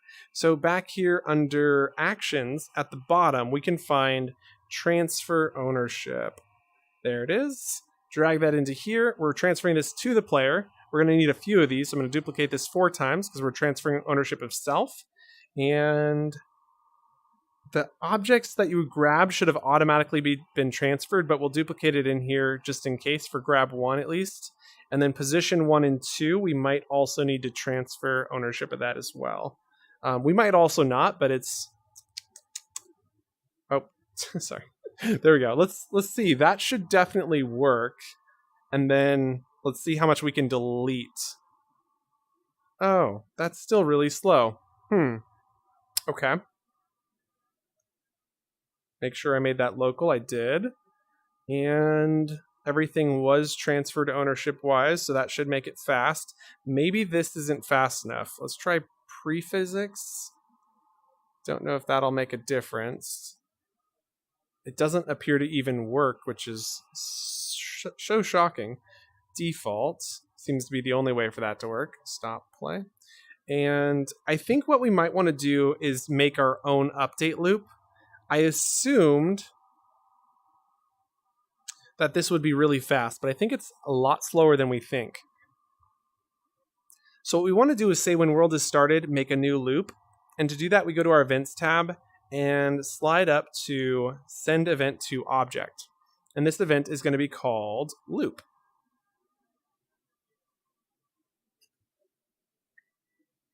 All right, so we've got our loop event being sent to self. And then down here, we're going to, we can just drop down. Oh, nope, never mind. We'll say when event is received, drop down and select loop. And no parameters. We're just going to drag all of these items up into here. And then delete this. And then grab the loop from up here and duplicate it into here. And I believe this runs 60 times per second. So let's give it a go. This should be the most responsive. Okay, I might be going crazy. Does this look good on computer side of things? No, it's definitely. I don't know. I'm losing my mind. It should be faster. I'm not sure. It should be way faster than that. Anybody catching something I'm missing? I don't think so, though. This loop is running as fast as possible. We transferred ownership. Maybe. Oh my gosh. I figured out what I missed. I am so silly. I always forget to do this. You've seen this like almost every live stream now, so if you do this too, definitely you'd understand what I'm saying. So under our script here, I forgot to reference this object, so nothing was actually happening. Oh, I feel so silly. There we go. That makes sense. Okay, then. And maybe we should roll back a second. Let's first test this, because this should be working. Hit play. This should now be working great. Oh, there it is. Oh, there it is. Okay, so now you've got the really nice taut line between the two. And if you wanted to take this a step further, you could like make a line that has physics and then like constantly move. Anyway, you could really take this and make it look more realistic than this by having 3 pieces. But this is pretty cool. Yeah. I don't know how to use nunchucks, but kind of cool there. So I'm guessing we didn't actually need to do this. I'm guessing we did only need to do this. I'm going to put this back in the on update event. And it should now work. So I'll try that as well. Oop. There you are. Okay. Yep, so that works on update as well. And then the other thing I thought we could convert was all of this. Dun, dun, dun, dun, dun. I think we only need to do transferring ownership of self. And so when world is started, I'm going to drag this up into here and grab. So this is just for debugging purposes. So basically I want to make sure that I'm right. So I'm going to duplicate this, duplicate that, duplicate a couple more times. And I'm transferring ownership of everything back to the server. So that way, when I grab it, we're getting an accurate test. So I'm going to go hit stop and then play and then delete all of this. Now that everything's been transferred to the server, I'll stop this again. And theoretically, this is the full script right there. So let's go and hit play once more. And now when I grab this, it should be really fast. Oh yeah, there we go. So basically what's happening here, and the reason that we wanted to remove all that is because when you grab an object, you become the owner of that object and its subset objects. So like this guy here, as well as this one here. So I didn't need to transfer ownership of this guy or the ball or this guy or the ball. It was all already done. So we just needed to transfer ownership of this string here. There we go. Yeah, so I really didn't want to get into the ability to like do this. But if you really want me to, let's see. When letting go, we lock the string. No, we're not going to do it. We're just not going to do it. Sorry, Rainmaker. That is definitely a tutorial for another day. But basically, you could, and then you could position this so it was always facing in the same position of the string. And then you'd use like a spring spin code block so that it's constantly spinning. And then you'd keep the string tight and set it to have like a length limit. Yeah, you can totally do it. It's a lot more work though. And so we are going to stop here for our stretchy string tutorial, but definitely if you want to see a tutorial on how to make it swing around and do all of that, that's like another 30-40 minutes. So I definitely would love to do that, but maybe next week. So if y'all want it, definitely leave it in the comments, especially on the video when it gets posted, and we will look into doing that as well. But great work, y'all. This is a really cool object, so thanks for voting for it. Up next, we'll be working on... Oh, I should like sign off. We'll see you in the next one. Well, I don't know. What do I say? I say, we'll see you in Horizon. Bye. Okay, there we go. We did the sign off, and let's continue on to Apple Clicker. Okay. Woo. And what's cool is I can see your comments as they're coming in. I just really love that. Thank you so much to Jackal Dude Gaming who showed me how to get that set up. I'm going to drink a little bit of water. If you guys have any more ideas or suggestions, please let me know. Also, don't forget to like the video. We really appreciate that. Definitely helps us out. Okay. So let's see. Apple Clicker. Do I happen to have that as an asset on myself right now? And I probably should make an asset out of this for those who want this. I'm sure there's a few. Selection. 5 objects. 1, 2, 3, 4. There we go. And asset called Nunchucks. Okay. Save this to the please sort folder and click create. Close. There we go. So assets, please sort. I've cleaned it out, so I don't actually have anything in there. Oh, here it is. Look at that. Never mind. There's Apple Clicker. And I think this would work best if we went to the world it was set up in, but I guess we won't do that. So we'll move over here for now and slide this over here. Hey, look at Lexi showed up. So great to have you, Lexi. If you have time, could you go over how to connect the grappling hook script to the object or as a tutorial later on? So Lexi, you literally just missed it. I'm so sorry. We actually just finished it. It's right here. If you scroll back like 30 minutes, how long? It's been, about 35 minutes. The entire tutorial you're looking for, we've just finished doing it. And so you can actually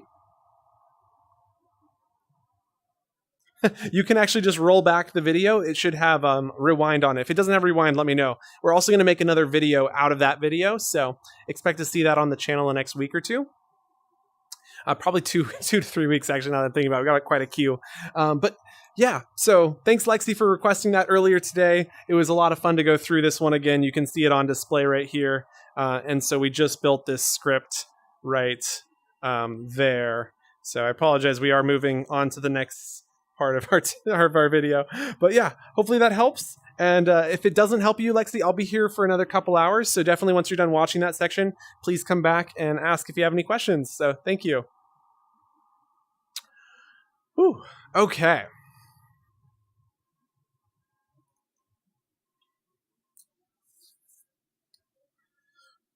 Welcome back to Apple Clicker. Okay, so wait, before we get started, I just remembered you guys couldn't hear this sound last time, so that was like one of the best things this thing did. I need to get that set up. Give me 2 seconds. I'm pretty sure it's all it's going to take. I am getting twisted. Oh, so twisted. And off we go to OBS. And I need to add another audio input. Yup. And we're going to use this from,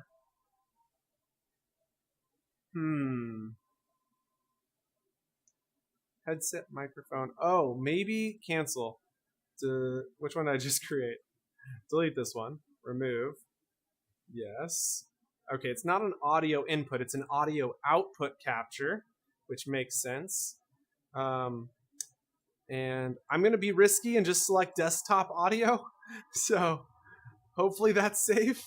I'm not sure if you guys are making noise on this window. Is there noise coming in here? I don't see a way to turn off noise if there is. So, oh shit. Can I still see it? Sorry, excuse me. Didn't mean to like... If you guys don't like that word, I'm sorry. Okay, cool. I can still see that in VR. And we can head back over to here. So you should be able to hear this. I'm going to get into position. And then I wanted to make sure that we can hear it. So apologies if you hear some echo for a minute. But I've turned on my audio. Okay. So weird hearing myself. Okay, we need to set this back up. So if you haven't followed last week's tutorial, I encourage you to check it out. It's not very long. So hard to... Okay, new player called. Clicked. So I'm just creating a player variable to tie this into. So apples clicked, create. And... Okay, and then we need a leaderboard variable, which will do the same thing. AC and create. And then, okay, so now that this is set up, we should be able to test the audio. Or wait, I'm hearing audio from this. Can you guys hear that? Then we need a leaderboard variable to do the same thing. I can't tell. Okay. Sorry, I'm trying to figure it out. And script. Okay. So now this is set up, we should be able to test the audio. Okay. I'm hearing audio from this. Can you guys hear that?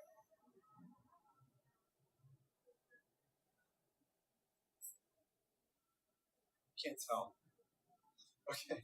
Sorry, I'm trying to figure it out. And script.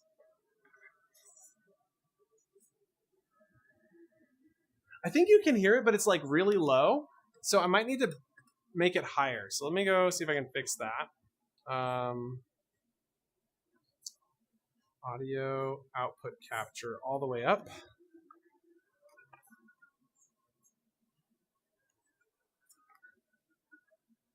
I think you can hear it, but it's like really low. So I might need to make it higher. So let me go see if I can fix that. Oh, there we go. Okay, now it's coming.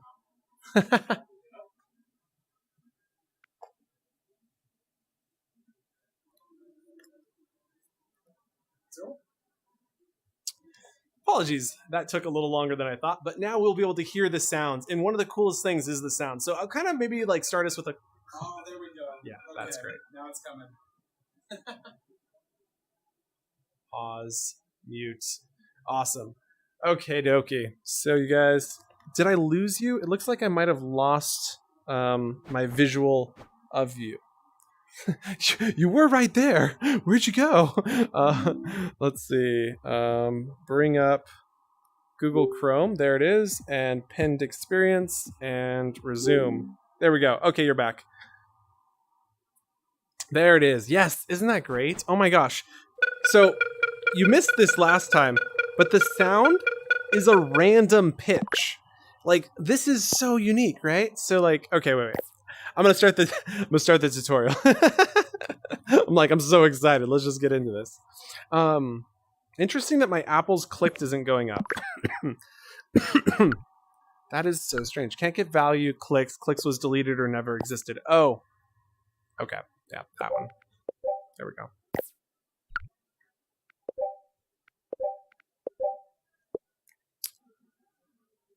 Hey everybody, we're back with Apple Clicker. You might remember this from our first part. If you haven't watched it, I do encourage you to check that out, as it's going to teach some basic core concepts. And today we're going to dive into the economy setup of this. We're going to continue with this sort of like two-player method where you have two side-by-side competing players, and I'll show you how we can upgrade each player and make this just a lot more exciting, especially since you'll be able to spend your apples and compete a little bit more. So the first thing we're going to do is quickly go over our previous script. In our previous script, you'll remember we had when the trigger was entered by a player, we set the current score number variable to their current clicks plus 1, and then we set their clicks to current score for that player. And so this is their persistent variable that's saved every time. Like if they leave the world and come back, it's still saved. And this here, AC, is their leaderboard for apples clicked. And so we set that for the player also to current score, and we do not force this. So if you were to reset that, we're not going to talk about that because that's just not the purpose of today's video. But basically, force allows you to set it back to 0. So say if you wanted to clear their score out. We also set the pitch of the sound effect to be a random pitch between 0.5 and 0.5, which is awesome. And I think we should actually go a little bit more intense. So we're going to do -1 and +1 and see what that sounds like. And then we play the sound on the sound effect. We also play a visual effect, which is really cool. So with that, I'm going to delete this old one here because I realized this one wasn't set up with sound effects, and they really, the sounds are so good. So good. There we go. And stop, play. The key here when you're building one of these is to make sure that players can't stretch their arms out all the way and touch both of them. So I did a good job of that. There we go. Oh, the sounds are nice. Oh, very nice. Okay. So as I click that, you see the sound, the visual effect. You get a point up there. You can do 2 hands and go crazy here, like absolutely absurd. And so classic clicker style, you want to get, say, 100 apples so you can buy the double apple upgrade. And so the first thing we need to start thinking about when we want to build like upgrades for people to get is how does that tie into our original script? And so my goal today is to make this as easy to follow along with as possible. And so if we look at this from the perspective of we are currently setting score to +1, what if we make that a variable? And so I think what we can do is delete the 1 here, and we're going to set this to be plus. We can either make it a variable in here, or we do get player persistent variable, and the player persistent variable for that same player, we can thumbstick to the right to duplicate the player. You'll remember player persistent variables are found on the values tab at the very top next to values. And then we can drop down and select a new player persistent variable. So we're going to open up our player persistent variables over here under systems. And then we're going to create a new one called up by. So this is how much up you're going up by per click. And the new keyboard. Oh my gosh. If you guys are having trouble with the new keyboard, please comment and let us know. It's not like I can't even get used to it. My hands just go through it. It's so weird. Okay, up by per click. There we go. Okay, so with that, we can now select up by per click. And we also need to recognize that up by per click needs to have a value of 1 when the world starts, because right now it's at 0. And so to make it 1 when the player enters the world, we're going to start by creating a new pedestal, which I'm just going to duplicate this pedestal here and slide it over. And we're going to build some like purchasing pedestals that are going to function with a completely different script. So I'm going to remove the Apple trigger script from here, open up my build tab, pull out a new script gizmo, and this script is going to run on this trigger to increase their score. And so what we'll do, actually, this is pretty much the same script as the other one now that I'm thinking about it. So let's start by duplicating the Apple trigger script over to here, because the scripts are going to be remarkably similar. And then we're going to call this one up script. One up script. There we go. And so we know this is going to cost 100. It's going to set their value to be +1, so not plus that value, but actually +1. So we can thumbstick to right that in here. And this is for the up by per click. So we're setting not current score. Yeah, we're not setting current score. We're just setting their up by per click to be get persistent value of up by per click +1. So I'm going to drag that into here where current score was. We can now delete this top one. We don't set the leaderboard, so we can delete that one. The sound effect pitch, I think this could be fun to work with too, so we'll come back to that. Then we play the sound, we play the visual effect. All of that is great. Oh, but we forgot to do is subtract. So here we also need to set their apples clicked to be minus. So by selecting the apples clicked here, and then setting this to be apples clicked, we are currently adding to it. But if we delete this, go over here to our operators tab and grab a minus symbol, we can drop down this up by per click, change it back to apples per clicked, and then drag this 1 down into here and set this to be 100. So now it's going to cost 100 apples. Problem is this doesn't check if you're going negative, but we'll get to that in a second. The thing I wanted to look at really quickly is this sound effect, because this sound effect is so cool. So we were doing values between -1 and 1, and I was thinking, what if it always resets to -1, but it slowly counts up? So if you have like 1,000 apples and you're clicking it a bunch of times, you get a beep, beep, beep, beep, beep, beep, beep, like it's getting just progressively louder. And so we're going to create, we don't need current score, so I'm deleting that. We're going to create a new number variable called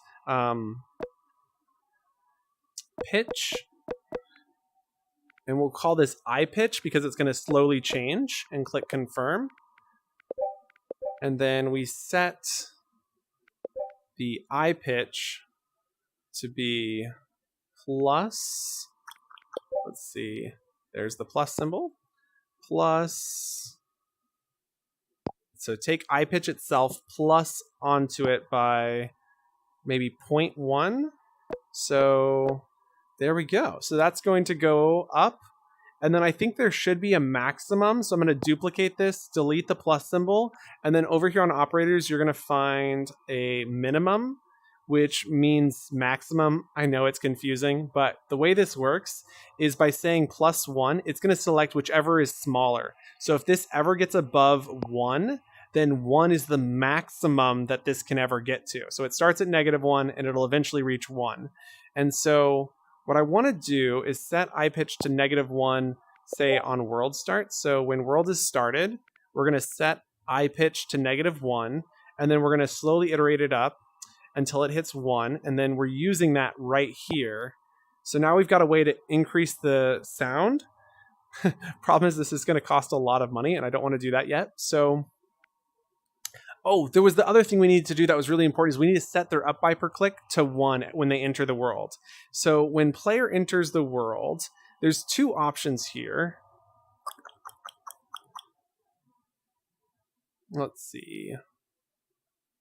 When player enters the world, we'll drag this to the very second to top, and then we want to set the up by per click to 1, and we'll just drag that down here, type in 1. Now, we could leave it just like this, so when you come in, you're always reset back to 1. I think that's the way we should go, because it makes it a lot more fun when you get back. And then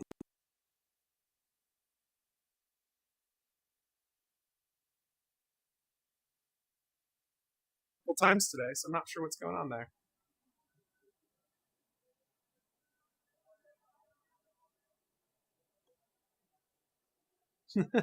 Oculus, I heard you had a leaderboard. Oh yeah, the whole text UX, right? Oh my gosh. Okay, so I'm gonna fix our thing here real quick. Oh, not what I wanted. I wanted to do add desktop panel. I'm getting really good at this. I didn't mean to get a lot of practice with this, but I am. There we go, and pin that there. Okay, and resume. Okay, and remember, I can still see your comments here, so I'm not a fan of the new keyboard. Yes, me either. Oh my gosh. Carlos, make note. People do not like it. Yeah, I know, right? Oh my gosh. It's so crazy. Sorry. But yeah, so we'll get back to this. When the world is entered by player, we can just leave it like this so that they constantly reset, or we can come up here and use an if statement to say if it hasn't changed. So the other option here is we go to our operators tab and grab the equal symbol, and we then can say if the get player persistent up by per click does equal 0, we set it to 1. So this would mean if you've entered the world and it's your first time entering, then we set it to 1.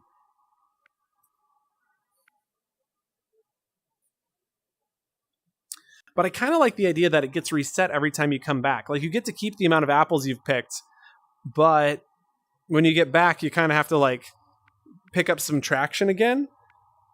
So I'm kind of like, but on the other hand, like if you could keep everything else that we build today, like you, but I guess the problem is, yeah, we're going to leave it like this, because what you might do before leaving is spend all your money, and then when you come back, it'd be really disappointing to see that you could have kept all your money and not spent it. So I think that we want to just encourage people to spend it. So this is fine. Okay, so we've got that. And the other thing we needed to do in here is the exact same thing. Sorry, I'm just waiting for that there. Okay, so the other thing we need to do is in here, we need to do the exact same thing as this. So I'm going to just duplicate a copy down, delete this, and what we're checking is not up by per click. We're checking their apples clicked to see if it's greater than. So actually, I'm going to have to delete this. We'll duplicate a copy. We don't want to use equals equals. We want to use greater than or equal to. And so we're checking to see if they have a balance of 100 so that we can subtract 100. And so if they do have greater than 100 or equal to, we can then do all of the things that we had previously put in here. And this prevents them from going negative. Awesome. And now to fix our iPitch here, I wanted to go back to our events tab and create a brand new event at the bottom, which is going to be called pitch bent. I don't know. I think that's good. P back. Oh, it's so hard to type. B-A-C-K. It used to, like, the keyboard used to be really good. I'm having so much struggles. I'm sorry, man. Okay, so we're going to change this to P back. Click confirm. Now when event P back is... Wait, I'm not sure if this is a good event name. It's fine. It's fine. But when this is received, what we're going to do is the same thing we did when World was started by setting it to -1. So we set iPitch to -1. I just thumbstick it to the right to duplicate that. So you can see I can thumbstick to duplicate. And then we send this event in here. So we go to send event with delay right after we send this. And then as long as you press the button within 1 second, the pitch will go up. And so we can click cancel sending with delay so that you can continue pressing this button over and over again. And that is where I'd like to leave this off. Somehow, this script is way longer than that script, but it is super powerful, super cool. And now we can start attaching it to this trigger. So we're going to drop down, select the one up by script. We do need to link in the sound effect here. So we're going to grab this sound effect and drop it right there. We've got the visual effect here. So we're going to go ahead and drop that in there. And that's it for effects that need to be linked in. I do think we should bring in a text object so people can see where they're at visually. And so I think the first thing I'm going to do is going to call this 100. So I'm going to put a dollar symbol here. Don't freak out. It's not real dollars. I don't know. Like, I've met people who freak out. They're like, oh my gosh, is that real money? It's like, no, it's play money, guys. Don't worry. Okay. There we go. Play that there. So now you know how much it costs. And then we need another one of these. And I'm going to turn autofit off so that these are the same size. And this is going to tell you how much you've got. And so it starts at 1. And then this will display right here on top of the apple, I think, actually. I'm going to just turn that off. Oh no, undo. So I'm coming in here, and when you get inside of stuff, you can't click on it, which is the benefit, but it is a little wavy in here. There we go. So that is where I want this text object to be. And now I can open this up and drag this over here, open up this trigger, and now we need to link this in. So we're going to open this script, head over to our variables tab, new object variable called text object, and click enter and click confirm. And then on world start, we're going to go to the actions tab and hide this. So we're going to set object visibility of the text object to false. And then here, we're going to set it to true when the trigger is entered, and then false again when the pitch is sent back. So you got 1 second to view your score, which I think is fine. And then when we are setting text object, oh, right, and we only want to do this if they can purchase. So we're going to move that into here. And then when we do that, we also want to know what their current score is. So remember how we created current score before and then deleted it? We're going to recreate it. And so the reason we do this is it saves us just a little bit of capacity and makes it a little bit more efficient. So click confirm. And then right here, we bring set to over.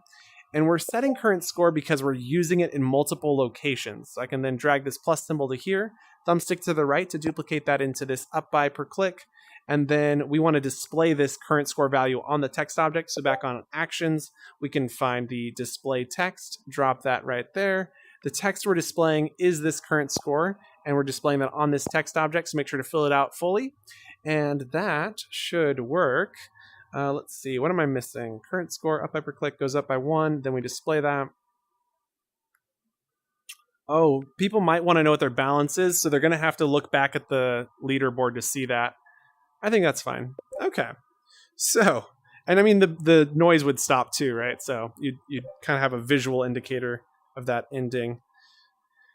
Whew. Okay, so I think we've got our first thing put in here. Okay, and show. Whew. I'm reading your messages here. There's a user voice bug for it. Go comment and vote. Oh. Thank you. Yes, please do subscribe. We really appreciate it.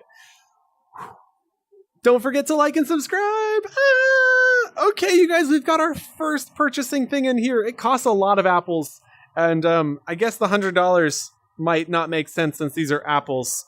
So I'm going to delete the dollar symbol now that I'm thinking about it, and then replace it with another copy of this apple that we made here. So if I grab duplicate, I can duplicate this and then ungroup this, or zoom in rather, delete the pink background, zoom out, and now I've got the nice flat apple symbol, and we can place that right next to this dollar symbol. and then slide the 2, select and slide so it's nice and center. And now you know that you're paying 100 apples, and I think this needs to be a little bit bigger. So I think there we go. And oh, that actually looks really good. Like kind of cut off. Oh, that's fine. Okay, like that. And then I was really wanting to make sure that's nice and centered.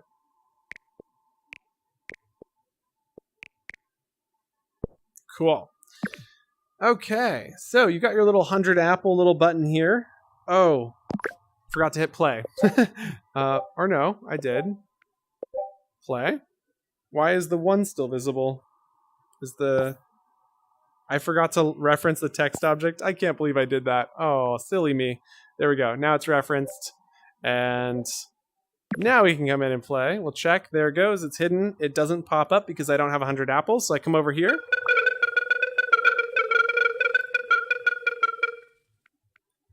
Maybe?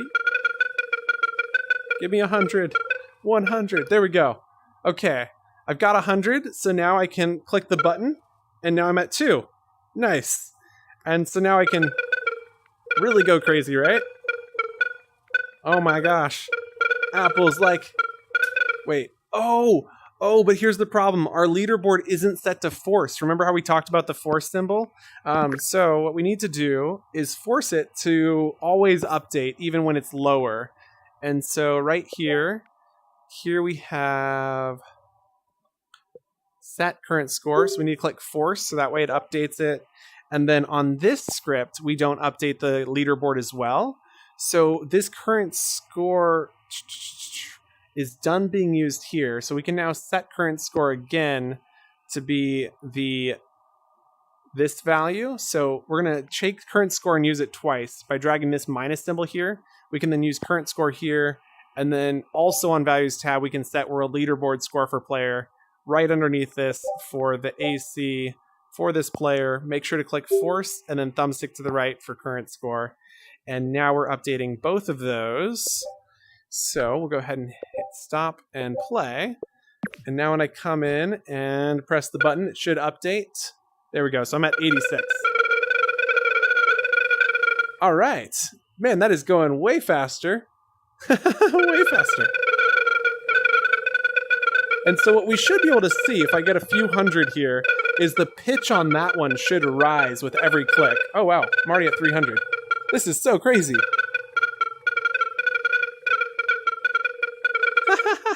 If only there was a way to center that automatically snapping. Honestly, Oculus, if only. I didn't want to group it together. Like, if there was a way to center a selection, that would be amazing. Okay, I have just reached 600, and now if I press this 6 times, we should hear the pitch go up. It's really light, isn't it? It's not super noticeable, but I think when you get to higher levels, it's going to be a lot more satisfying. So I'm going to demonstrate it here over here as well. So I'd like to recreate this exact same thing that we just did over there, but on here. So let's do this again. So we're going to go and create a new number called I pitch. And then this iterator pitch is going to be a little bit different than the previous one because we're going to do something a lot different. Sorry, this is going to be... Yeah, I'm having fun. Sorry, I hope you guys are too. So we're taking this and we're setting I pitch to be a modulus, but plus something. No, minus something. And I'll show you why in just a moment. So we take the minus symbol first, and then we put the modulus in. And then on our values tab, we can grab a number input for 1. And we're subtracting 1 so that we can get to -1, because we want it to range from -1 to +1. And then we want this to be plus. So we're going to put a plus symbol over here. And so we set I pitch to be plus 0.1. And so we do the same thing we did over on that script is plus 0.1. And then it's modulus 2. So we set this to be 2. And so I pitch plus 0.1 modulus 2 minus 1 gives us values that range from -1 to +1. And since you're probably like, how does that work? Let me explain it. So the first thing that's happening is this segment. Let's start with the most simple, right? So we take the current value and we're adding 0.1 to it. So we're constantly getting bigger. But then we modulus it by 2. And what that does is it divides it by 2 and it returns the remainder. So if it's ever 2 or greater, it becomes 0 and then it continues back. So it's constantly cycling between 0 and 2. So then we subtract 1, so that's constantly cycling between -1 and +1. And that gives us the same values as before. And so what we should get on this apple is a very, very satisfying continuous rise. And I just realized I want this to start at -1, so I'm updating this right here to -1. And let's try it out. So here goes nothing.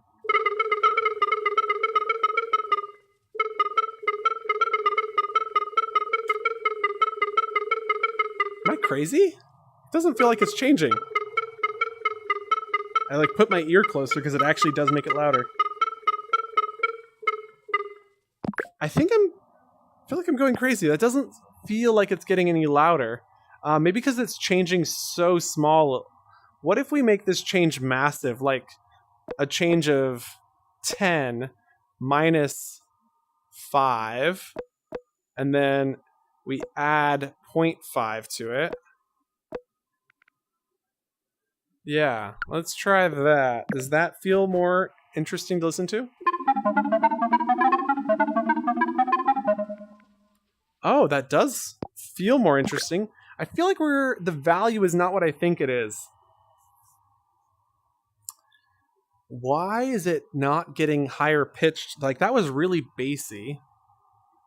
I only needed to click it a handful of times to reach this. Let's go up to 20. Oh, right. It should start at -10 now. And then this should be -10. So this should range in value from -10 to +10, theoretically. Should actually get to 19 or something. So hit stop, hit play, try this again.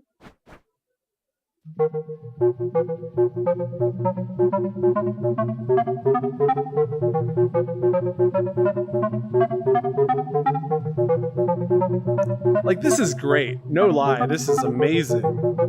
But it's not getting high enough pitched for me for some reason. I don't know why it's feeling like it's staying so low and our values before were so different.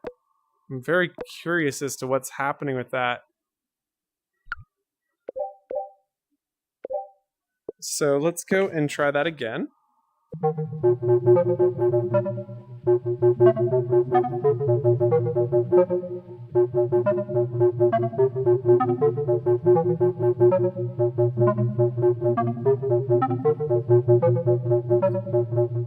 I feel like we're definitely hearing all of the possible sounds. It's interesting. Anybody got any ideas? Let's see what people are saying. Yep. Okay, sounds like a dolphin dubstep. Dude, I love whale step. Get out of here. Are you playing with me right now? You can? What? Wait. No, you can't. Dude, you totally can't. Oh, okay, wait. I'll get to that in a second. Digital ad set monetization of leaderboard. Interesting idea. You can absolutely center a selection. No, you can't. No, you can't. Look at it. Okay. So I've got this. I select this, and I select that. There's no, like, centering.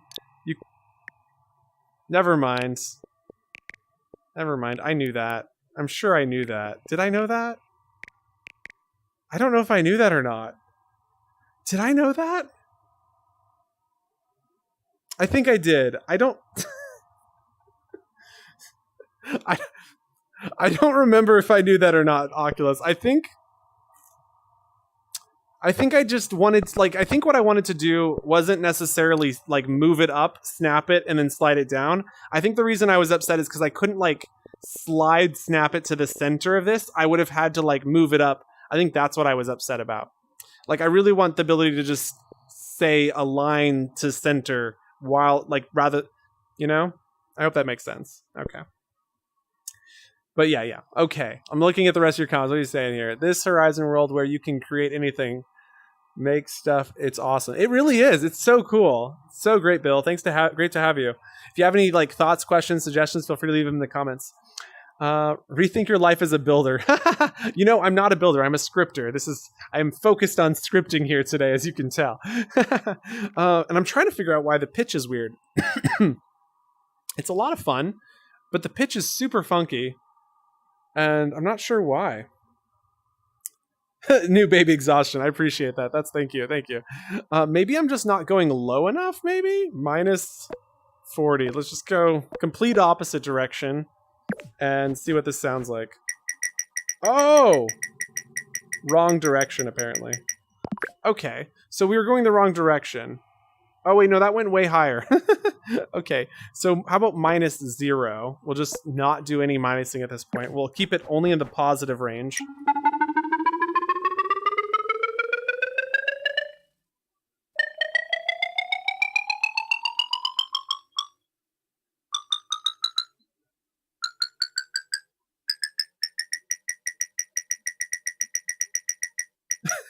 Sorry if that's hurting anyone's ears. This is crazy. Okay. I'm like liking this a little bit. So I was doing minus 10. Let's try minus 10 here. Like that was definitely on the right track of where I want to go.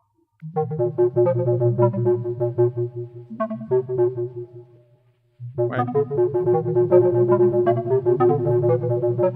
I don't know. It feels like if you hit negative, it doesn't like negative sounds. I think there's just some weird bug with negative numbers on this. And so what I should do is grab the pitch here and just bass it a little bit.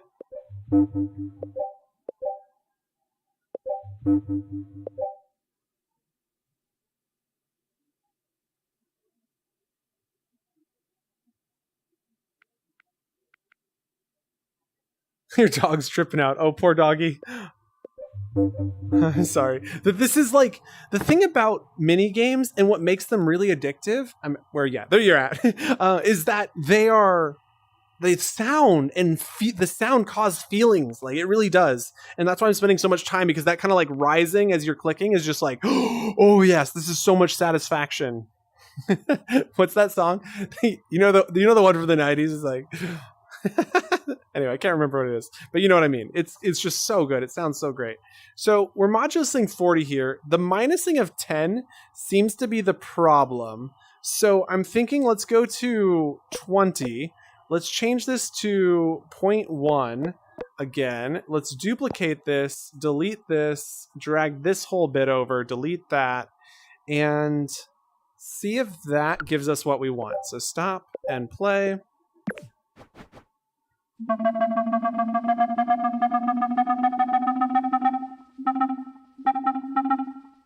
I don't know. It's like, oh, it also starts at negative 10. So let's start at 0 and stop, play. Try that again.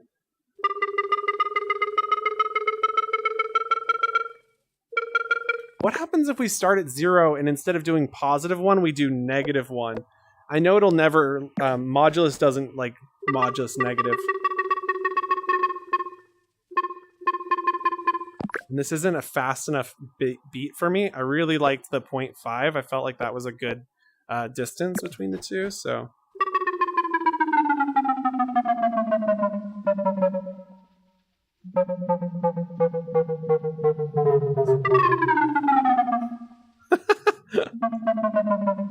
I'm going crazy. This is so insane. And look at my score over here. It's like... That means I get 48 clicks over here.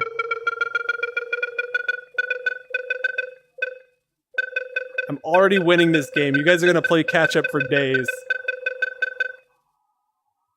Oh, that was the end. 56, as high as I could go. Was it? 538?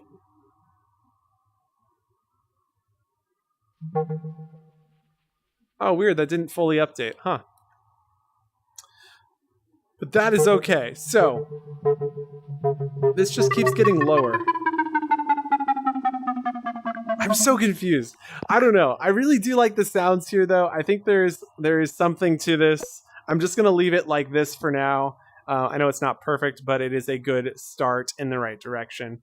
So, very cool. Very cool indeed. So we've got our sounds. We've got a really good feeling mini game. We've got some purchasing. What other purchasing we would like to see? I think we wanted to look at auto clicking, but I'd love to hear what you guys are interested in as well.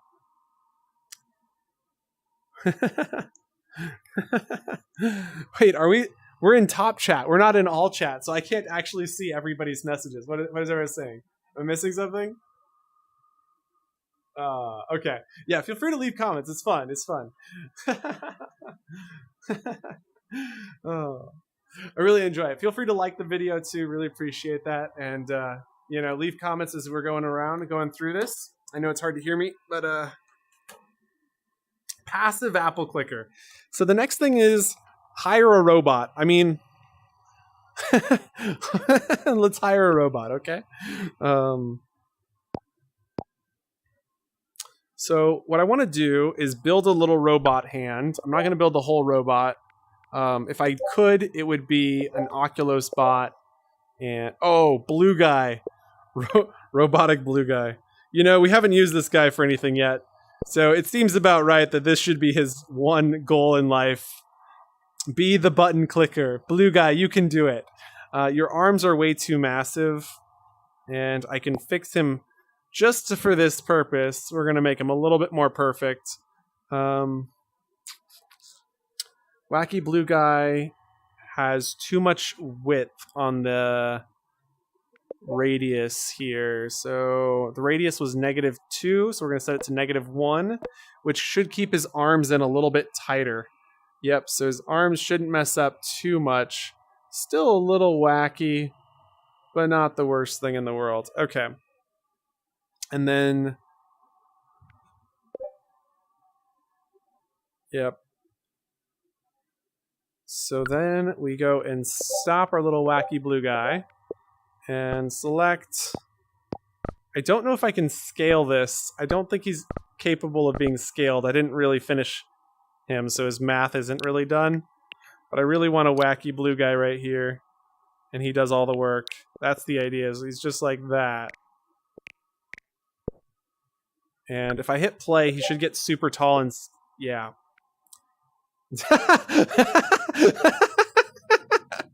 Okay.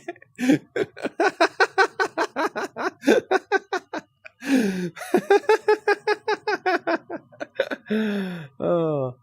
Buy a bird that tips over and punches the button. I like that idea way better. Okay. I hope you enjoyed that little laugh. That was great. Oh my gosh, that was great. Okay, so that guy was funny. We're gonna do a bird that tips over. Way too much. Way too funny. Okay, so the bird looks like this. And Oculus knows I know how to do a bird, so... here's the proof that I do know how to make a bird. And... bird.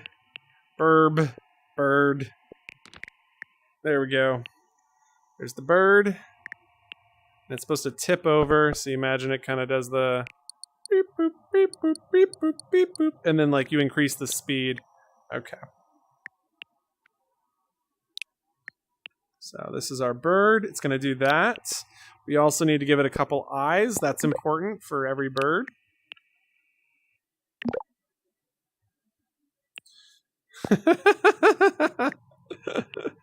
Okay, I hope you're enjoying this because I know I am. Oh, it's too funny.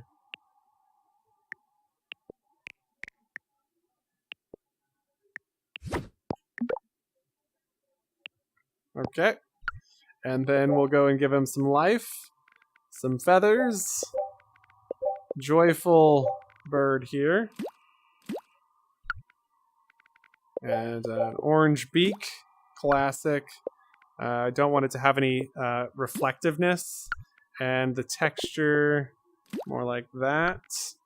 And we're going to do more like that for the feathers. Actually, like that maybe for puffy feathers. Nice. And then these eyes are almost perfect. They just need one other thing. which is some direction. And we'll use a solid, no, excuse me, unlit black.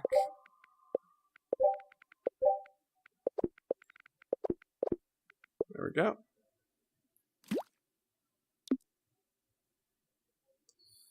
I don't know, what do we do?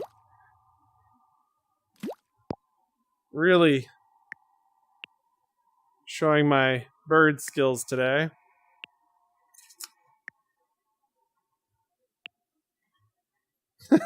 I like it. Do you like it? That is a mosquito. Do you like it? Definitely let me know. What do you think of my bird?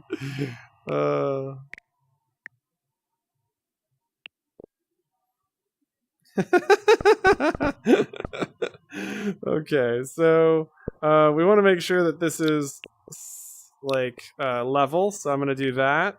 And that's pretty good. So we're going to select it all, group it together, and then we want to make sure that it teeters around the nose. And to do that, we bring out a cube and then make it non-visible, non-collidable, and then we can stretch it from here out and then add it to this grouping. So we select this and then hit the zoom in button and then hit the zoom back in, then let go of it by clicking once and then zoom out.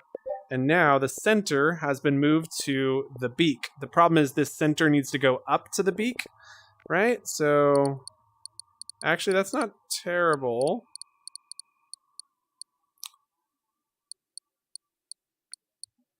Yeah, no, that's actually pretty good.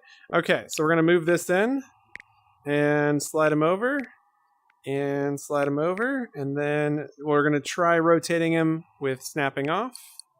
Oh, nope, that's pretty bad. So what we need to happen is it needs to rotate somewhat different. Maybe, is it bad? I can't tell. Maybe that's not as bad as I think. Okay. Then I guess the last thing we should do is add some legs. So we're gonna grab this guy here. Some bird legs. And then we know that birds have a tail. We're going to give them a little tail feather.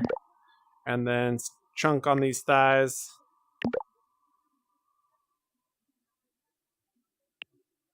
There we go. That is a good looking bird. We'll slide that up.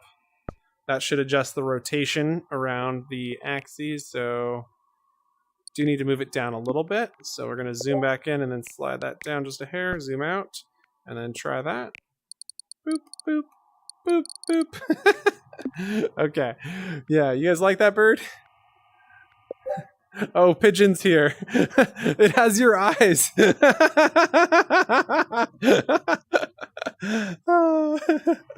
Oh, hey, Bethany. Great to have you. Oh, woo. Oh, thanks, Rainmaker. You guys are sweet. I know it's ugly, but I appreciate your sweetness. Just tilt the head. Stop flipping the bird. It's stretchy string legs. Oh, yeah. So, okay, this is fine. This is fine. It's not meant to be perfect, you know. It's just an animation, right? Boop, boop, boop, boop. Oh, you know what? Oculus is totally right. Why didn't I think of this first? Ungroup this thing. Okay, scale this down. Scale this. Select from here. Now select the whole head and group. And then we'll rotate around. Nope. We'll slide this.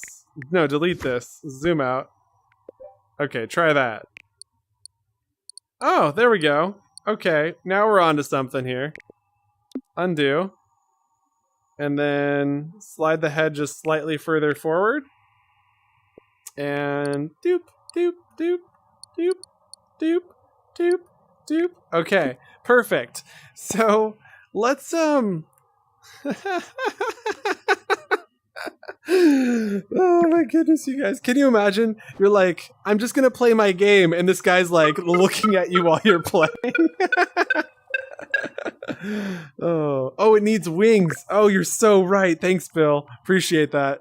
That is a really good point. Oh my goodness. So we got these guys. These are little flappers. wings are a little darker, I think, so we'll grab a little darker green on that. And then we'll also change it to a solid. And there we go.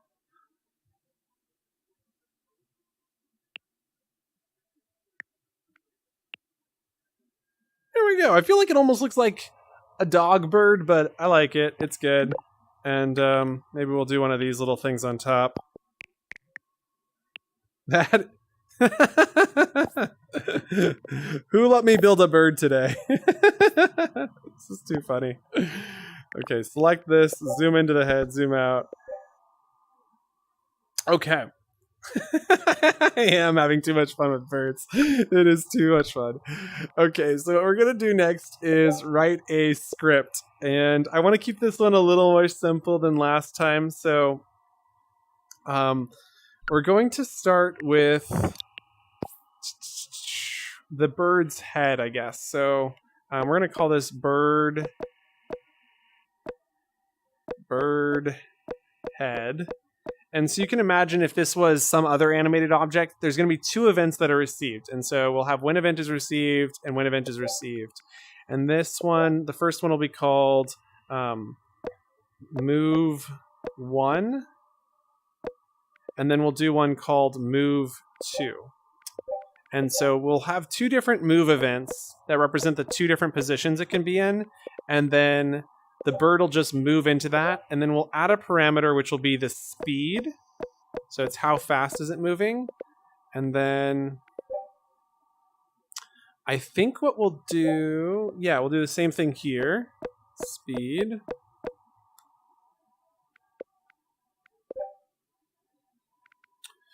Okay, so we've got the bird head, which will have move 1 and move 2. And then over here, we're going to save the origin rotation. And you can imagine if it was like something else, it could be an origin position even. And then we're going to move to that origin position. Excuse me, I just wrote the wrong thing. Try again. New rotation. So we got our origin rotation. And then we'll have a destination rotation. And the same thing, right? You could have a destination position. So destination rotation. And click confirm. And then on world start, we can save these. And so we'll set the origin rotation. And then on operators, we can scroll down to object where we can get rotation of self.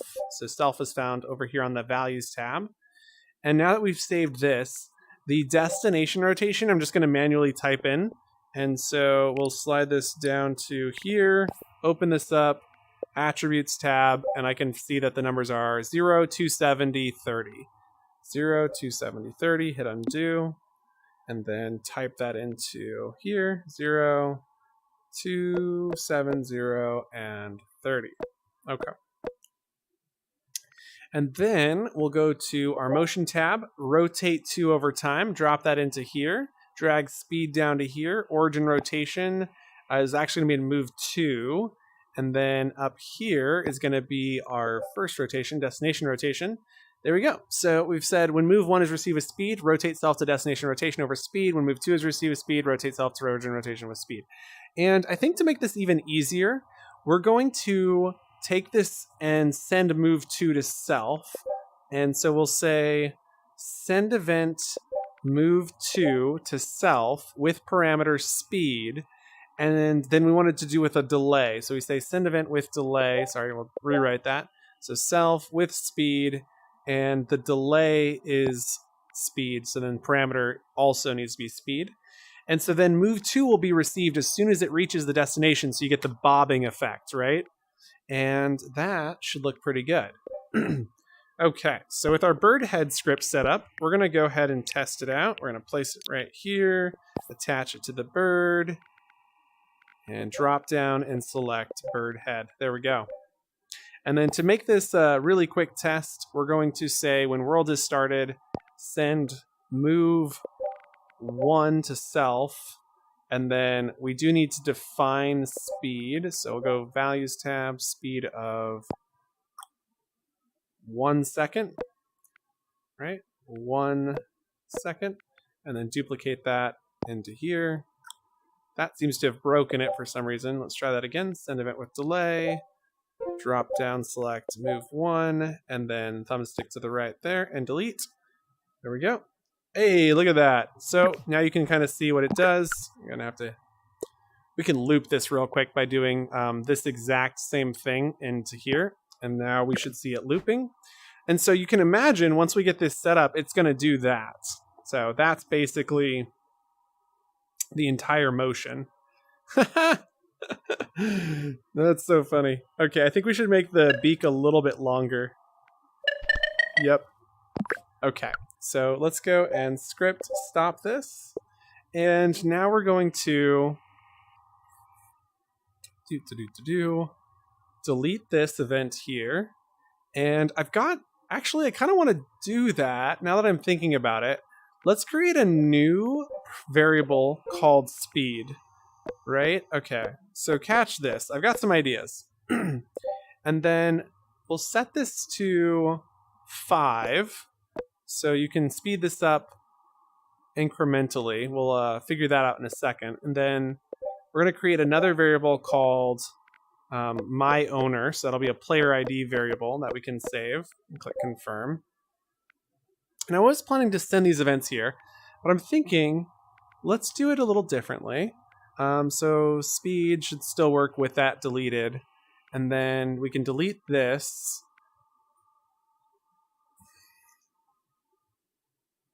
And so what I was thinking we could do is once we get this loop started, what if this bird, when this move 2 is received, sends event to this button object? And we know that this trigger, when the trigger is entered by a player, causes it to do all the stuff.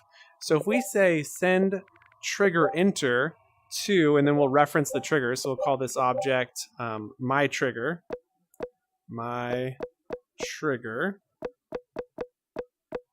And then click confirm. So then we send my trigger with parameter my owner. Then this Apple trigger should do an Apple click when this, yeah. So this is just going to do this, all this stuff that normally happens when you press it, whenever this bird's beak gets down to the bottom. And then we just need to duplicate this here so that it keeps looping back and forth. So then it sends move 1 to self, and then it'll keep looping. We need to delete this from here and there, which unfortunately seems to cause a bug, which is strange, but we'll quickly fix that. Move 2 to self with speed, delete, duplicate, delete, drop down, move 1. Okay, and fixed. So now that we've saved this, we're looping it. We've got our rotations. We wanted to change the size of the beak, so let's do that real quick. And zoom in. Stretch out Mr. Beak. There we go. Zoom out. And close out of that.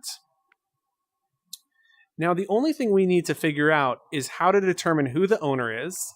And so we should have a new event called purchase. So one event, new event called purchase. So when event purchase is received, we will receive it with the player who purchased. So we'll call this the player ID. And then the last part I think we should do here is create another player variable to track how much bird value you have. So we'll create a new variable called bird speed. So bird speed. So every time you purchase this, the bird gets a little bit faster. So now we've created the bird speed variable. And so when purchase is received, we're going to set the player persistent variable bird speed to +1 for this player. So we'll go grab a plus symbol over here under basic operators. And then we'll get player persistent variable, drop that here, drop down and select bird speed. Okay, so we take bird speed and we're gonna +1. Okay. And then we need to use this value somehow. And see, we had this speed over here. And so speed was going to be time. So it's like, okay, it takes 5 seconds. And if we know that the default is 5, we can create a new number parameter called top speed. Okay. And so if top speed is set to 10, and then if we take that 10, divide it by the number that they have. So 10 would be 10 divided by 1 is 10, and then divided by 2 is 5, and then divided by 2 is 2.5. Then you get 1.25, and then it just gets progressively faster and faster. And I think that is going to be okay. So now that we have this value, we should also create a new number variable, and we'll call this I value, which just means a value that's changing that we're going to use briefly. So we set this I value to be this value we had just created here with the +1. So that way we're saving it so we can use it in 2 places. And so now that we've set I value, we can now set the current speed. And so then we'll say set speed to be that math that I just said, which is I value on the right and top speed on the left. So we do top speed divided by I value, that gets our current speed, and then we need to send move 1 to self. And so we'll go to here and say send event move 1 to self, which will cause it to happen now. We also want to save the current player ID, so we need to say set my owner to this player ID. So we've saved that now.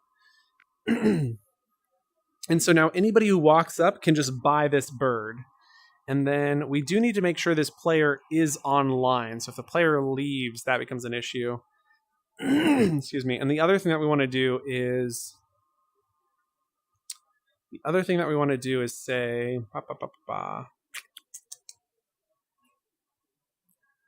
what was it?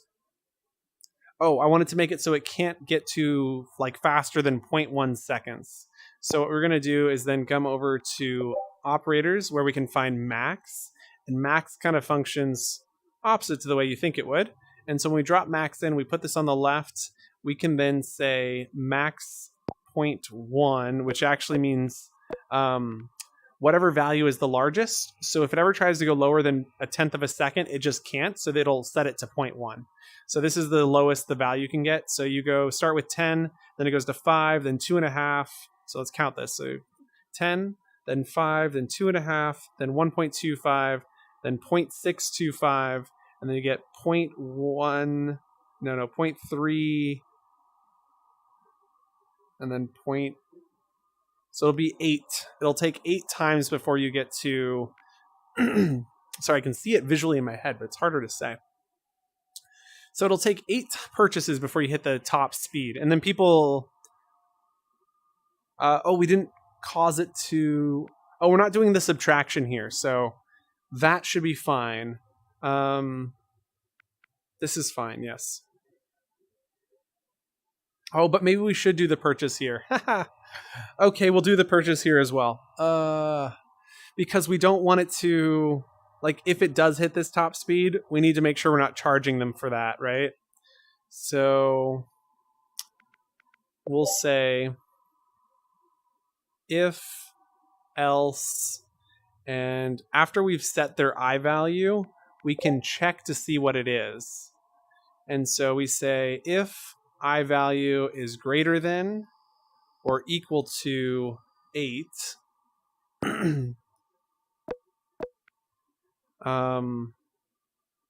really if it equals 9, then it's gone too high, right? And at that point we need to set it to 8. And so if I value is greater than or equal to 9, set it back to 8. And then we don't do the purchasing stuff. And so down here is where we'll set the value. So we'll say, first, up here under purchase, we're going to do a quick check. And we'll charge 1,000 for this. So we'll check their player persistent variable for apples clicked and make sure that they have 1,000 apples. 1, 2, 3. And so if you have 1,000 apples, then we do all of this stuff. So everything will be indented under this if. And if you don't have 1,000 apples, then nothing will happen.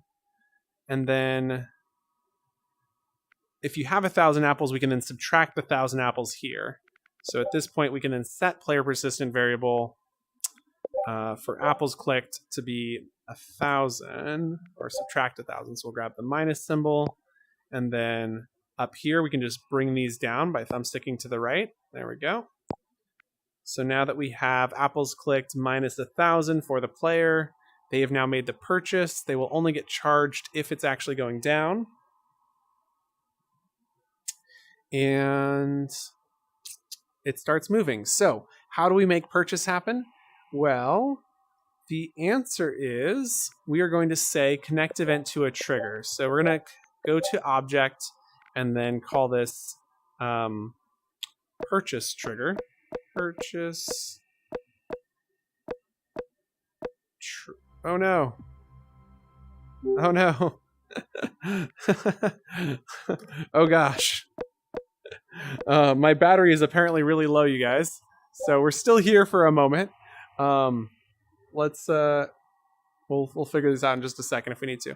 Okay, so what we need to do then is come to events, and then we'll see connect to event, which we'll put in world start. And then the event we're connecting to is from this purchase trigger. So we drop this purchase trigger here, which allows us to receive trigger intervents from the purchase trigger on the local event trigger enter. And then we can change this to be trigger enter. So we'll actually just go to our events tab and then grab when trigger is entered by player and drag this whole if block up into here. And then we can delete this purchase one and thumbstick to the right to replace all these old player ID values. And that should solve all of our problems. Okay, so now we have it set up. So the last thing to do is come over here and grab this whole thing, duplicate, place it right next to our bird, and then the bird will stand on the pedestal because that makes sense. Does it though? Yes, it does, right? Okay. So there's the center of that. Undo. Slide that to here. And then slide that up to our bird's feet. And slide that over. And slide that into there. That's strange, but it works. Okay. And then we'll select all of this again and drag that to there. And then this should say 1,000, so we'll add another 0. Enter. Uh-oh. What? Undo. Add a 0. There we go. And then we'll slide this to the left. Select, and then slide that right like that. Nice. Okay, so now we've got our 1,000 apple trigger, and we don't have sound effects, and we're not going to use this text either. We're going to make this super simple. And then this is going to be running the bird head. No, this doesn't run any script actually. So if we open up the bird head, we'll see that there is a new spot here for this trigger to be the purchase trigger. And then we also have a spot for this trigger. And then we can drag that into here. And so you could imagine if we had like a dozen of these little things set up, each one could have an apple or one of these birds, and you could buy a bird, or maybe it's a different character for each pedestal. And that should work. So we'll go ahead and hit play. Come on in here. We can see my score is at 2670. We'll double check that I hit play. Try again. There it goes. So now it's gone up to 2782. And if I press this button, it should have purchased the bird. Hey, look at it, it's moving. And my score went down. Oh, but it doesn't update my score here. But this will update my score when the purchase occurs. So there it goes. And you can see the little button goes off and it went down. And so let's go fix our script real quick here on the bird head. And so on bird head, when we update this, we need to update their player persistent variable. So we're going to set, not their player persistent variable, but their leaderboard variable. And we need to force it. And this is for the player, and this is for the AC. And then I need a current score, so we'll create a new number called current score. Trust me, this is worth it. I know it seems really tedious because I could just duplicate that one line of code into it, but it really is worth it. I've definitely had this where this will break your game, like especially when you're building games like this. And so this one little bit of efficiency goes a long, long way for making fast-paced games like this. Okay, so set current score, minus 1,000, and then it'll update it on the leaderboard as well. And so now we'll go ahead and try that out. So I'm going to hit stop and play, and then I'll come on in. So we're at 1838. I press the button. It goes to 1894. I press this button, and the bird starts moving. We should add sound effects and visual effects to that one as well, but I just want to keep this simple. And you can see it updated over there. And now if I press this button, oh, I'm going to need some more money. So we'll get that, and now we can purchase this again. And so the bird's head should start moving really fast. Yep, it is. Getting there. Oh, this is that new code block we haven't fixed for that bug.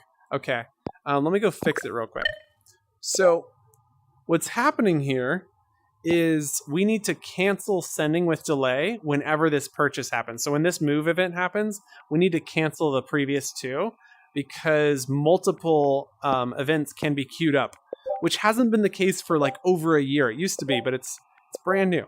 Okay, so cancel sending move 1, cancel sending move 2, and there we go. Now, I think there's actually a better way to do this though.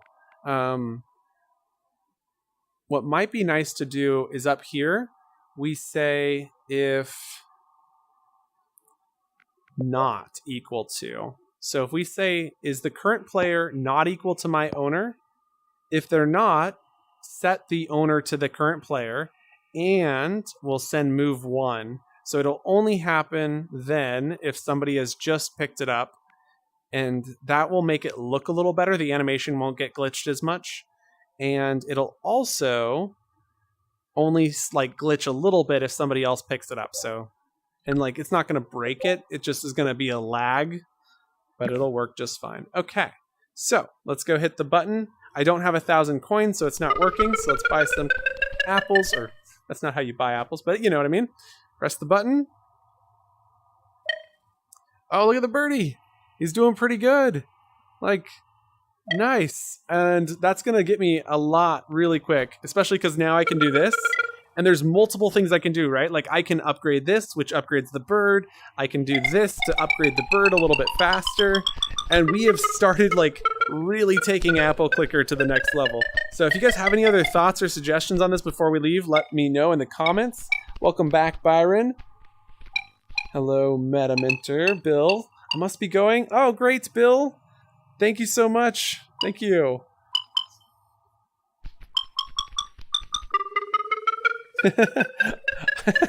Yes, we will be making an asset out of this. It's going to take a little bit to get it out, but pretty cool. Needs a mohawk.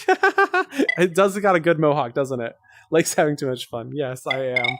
Oh, wow, look at that. We're already up to 700. So let's go max this out. So this should be maxed now. And that should be at 0.1 seconds. Is it though? Is it? It's not subtracting any money. It is going really fast. But it should be like 10 times faster. So let me see if we can get this faster. So stop this for a second. Under our bird head, the bird speed +1 divided by max.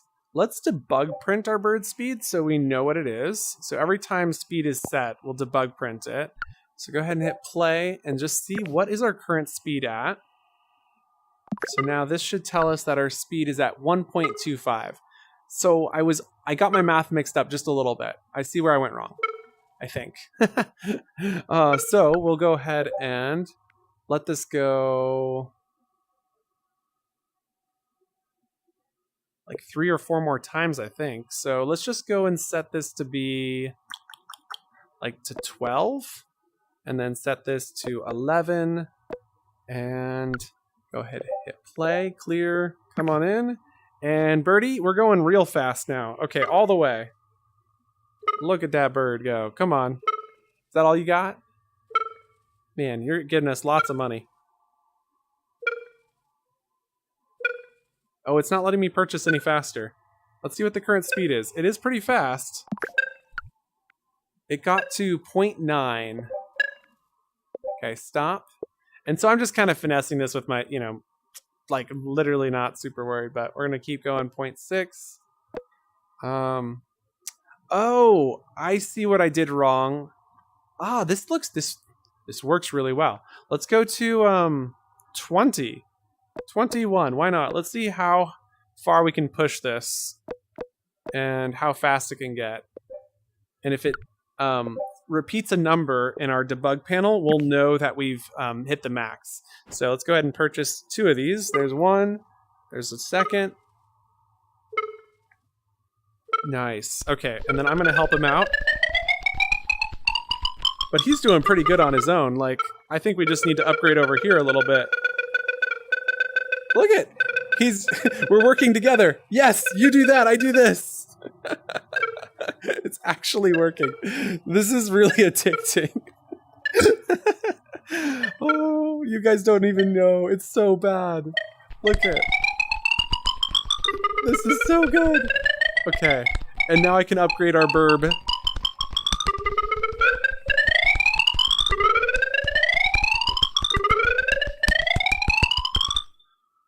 Well, there's 10,000. That was easy.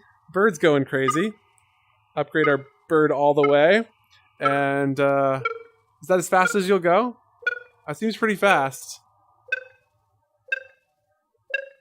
I think I spent the money. I think. Maybe it's not. Is it not letting me spend money? I can't tell. We must be at max. It says the max is 0.5 right now. Wow, this will just really let us go. But it says I spent that 26 times. Oh, no, I didn't. We only spent the money however many times.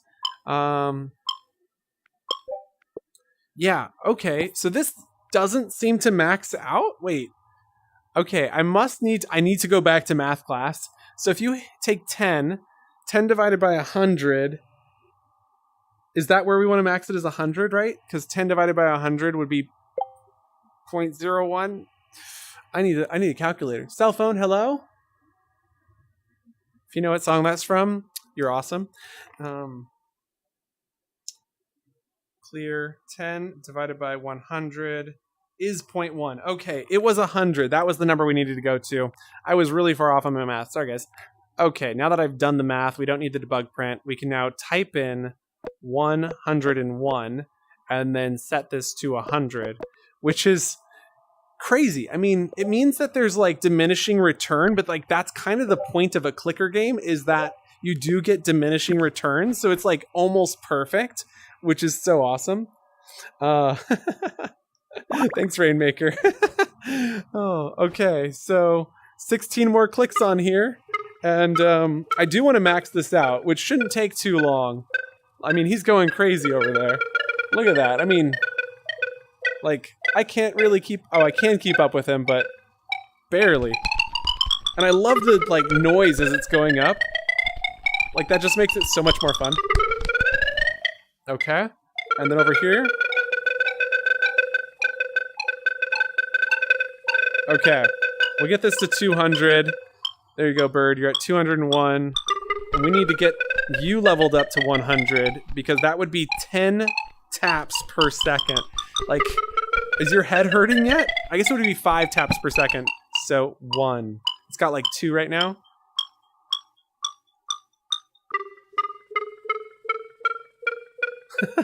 The money is spending. I think we're about to hit the max though. Oh wow, no, not even close. Look at the bird. Oh, this poor bird. Oh my gosh. My hand is literally sore right here. This muscle is just like, ow.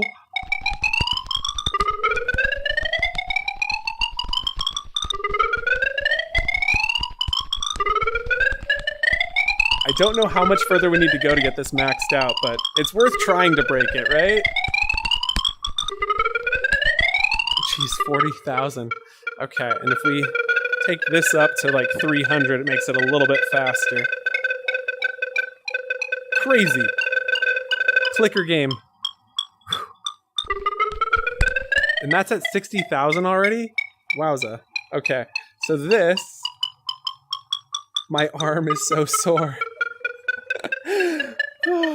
Okay, I think we might have hit the max now. We've got to have hit the max, right? Nope, 47,000. Don't play this game in VR, guys. It's terrible. I realize you guys can see me, which probably makes this even worse. Okay, that's as fast as it goes. That bird is crazy.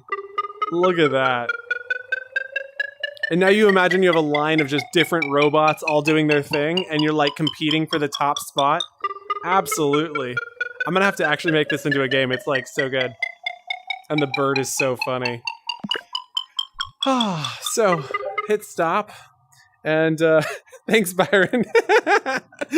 Me too, though, right? Me too.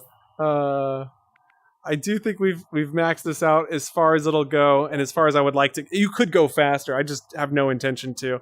And I think it'll make the world run smoother. My arm is sore. Apples have been clicked. You guys have no more suggestions, so I'm going to call that it for our apple clicker minigame. Absolutely good, addicting, fun little concept here. If you have more suggestions on how we could take this further, be sure to leave them in the comments, especially when this video is posted later on, and we will be taking that seriously so we can see about potentially upgrading this some more. Maybe we'll make it into a world, and... the poor bird's neck. Yes, the poor bird's neck does need a break, so we're going to have to take at least a week from this one, and we'll come back to it. But thank you guys so much for watching. We will see you in Horizon. Bye! Okay. Another one. So good. So good. While I'm at this, I better add Vidyuu to this so we can actually make assets out of this. Although the collaboration thing I heard is broken, so that's stinky. Add Vidyuu and invite as editor. There we go. Okay, so what other suggestions do you guys have or that you'd like to talk about today? I'm going to switch to the me cam. Let's set this aside for a second.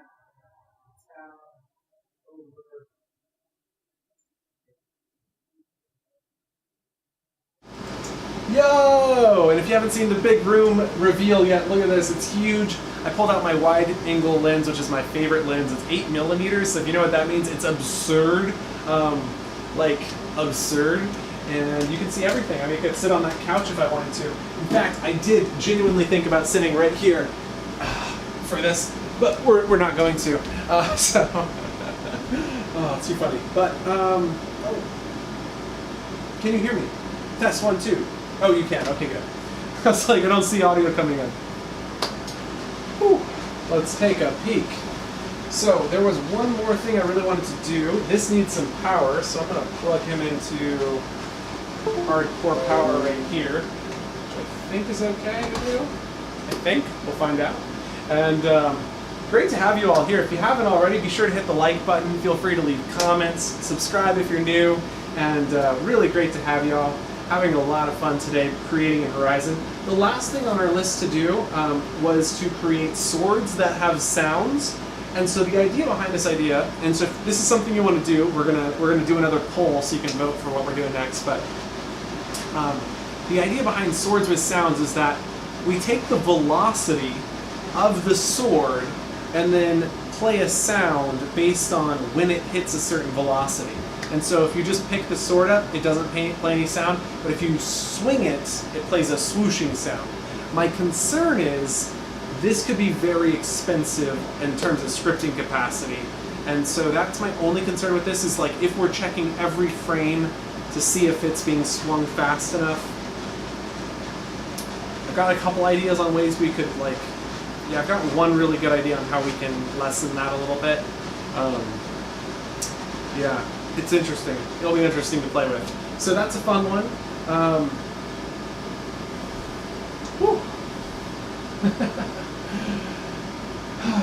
Okay, so we're going to create the poll. And What would you like to see created next? Oh yeah, I forgot. Last time people were really interested in creating a house, so like house or mansion even.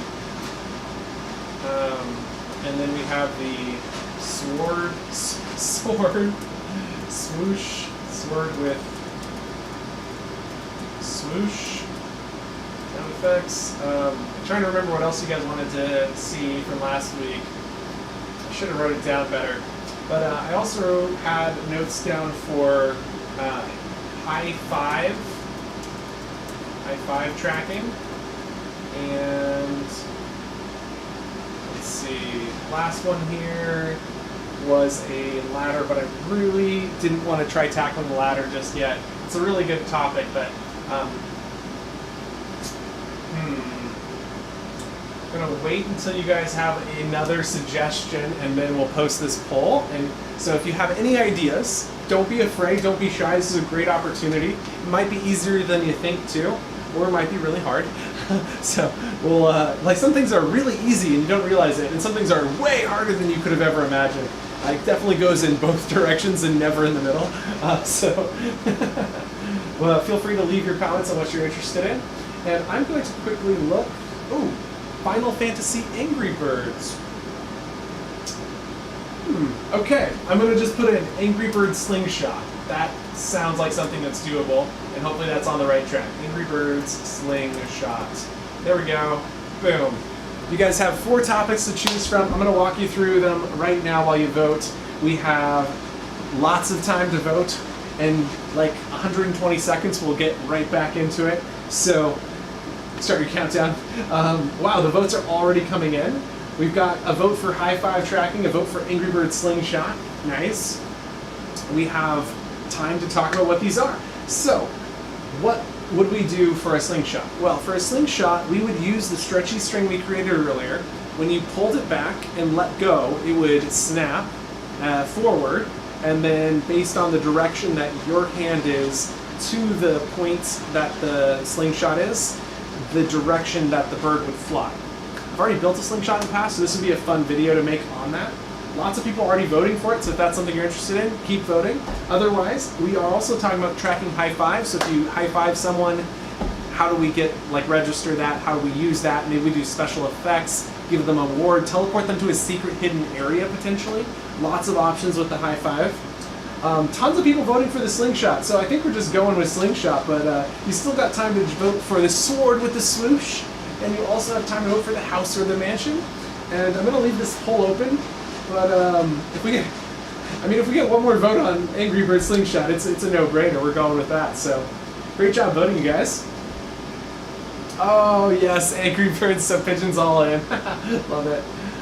You know, Angry Birds in VR is actually really good. I was shocked. I bought it because I think it was like relatively cheap, and I had some money lying around, and I was blown away at how good it is in VR. Like, it's a lot better than you would think. And so I don't think we can get anything like the actual Angry Birds app, but I think we'll get as close as we can in Horizon. And, yeah. So feel free to continue voting now that the poll's over. You all wanted the Angry Birds. But let's go ahead and dive in.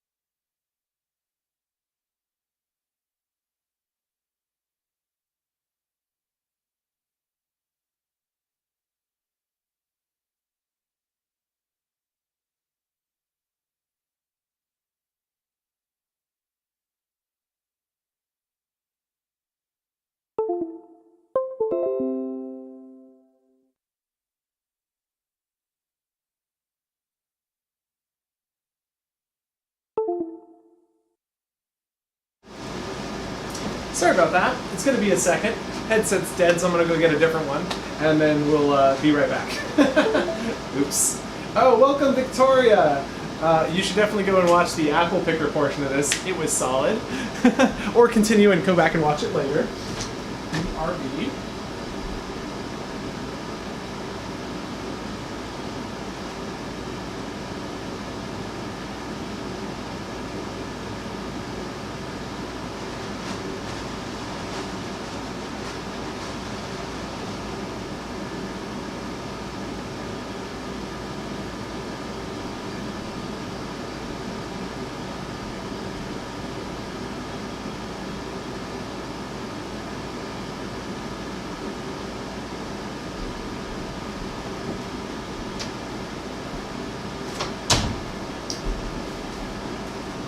And now I'll be KO.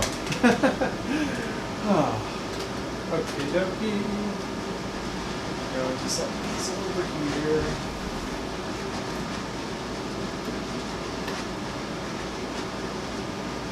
This here.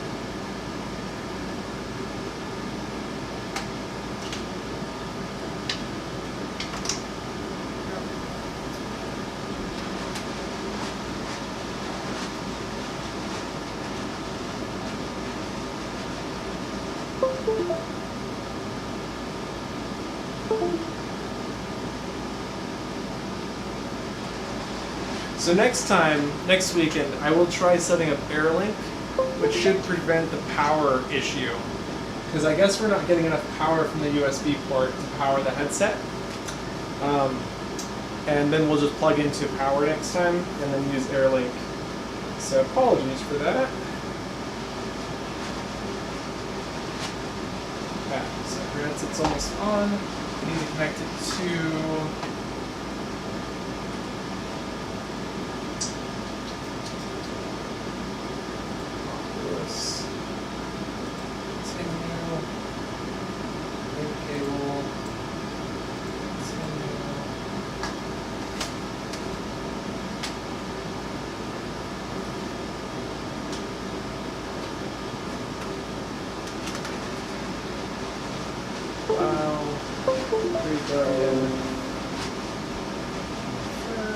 Stationary, confirm, enable.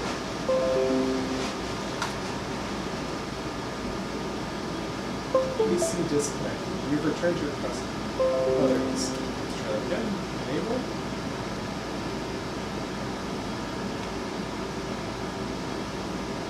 Your device setup is still in progress. Please take off your headset and continue setup on the computer. Try that again. Continue.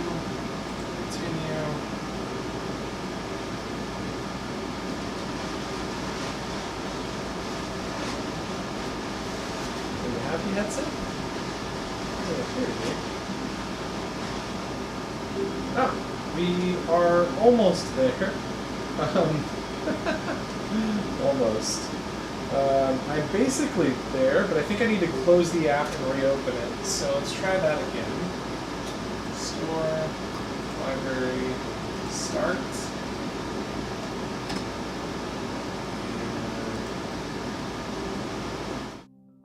Test 1, 2. Okay, it does appear to be working, so that's the good news. I'm going to switch to the close-up camera. Test, test, test. And test, test, test. Go to here. And we should be good. Yes, we're back into Horizon. Thanks for your patience, y'all. Appreciate that. Feel free to keep voting in the polls. And I'm going to get my chat set back up over here. Add desktop panel for live chat. Grab and position here. Head strap. Yes. AirLink is the way to go. I've tried it in the past, Byron. I had just had some trouble. I even set up 5G in my house, and I just 5G and it wasn't working. I don't know. I'm not sure what I'm doing wrong. I'm gonna have to keep trying and playing with it. Head strap, not headstrong. I'm curious what that means. I'm missing that. I'm so glad you can read chat in VR now. It does. It's so nice, and I love it. It's so great. It's so good. Okay, pinned and resuming horizon. Hey, we're here. I am KO. Wait, no, I'm not. I'm me. Wait, am I me? I'm so confused. Oh, I am me. Hello, it's me again. That's so weird. I'm on KO's headset, but I'm me. So strange. I'm gonna remember that I can just steal her headset whenever mine dies. That's so crazy. Okay. Does anybody else create tab take this long to load, or is it just mine because I have so many creations? Because like, oh my goodness, that's normal for me. I'm just like, oh, got it. I was wondering why this fit was weird. Eyeglasses separator. Nice. Very cool. Useful. Not so useful if you don't wear glasses.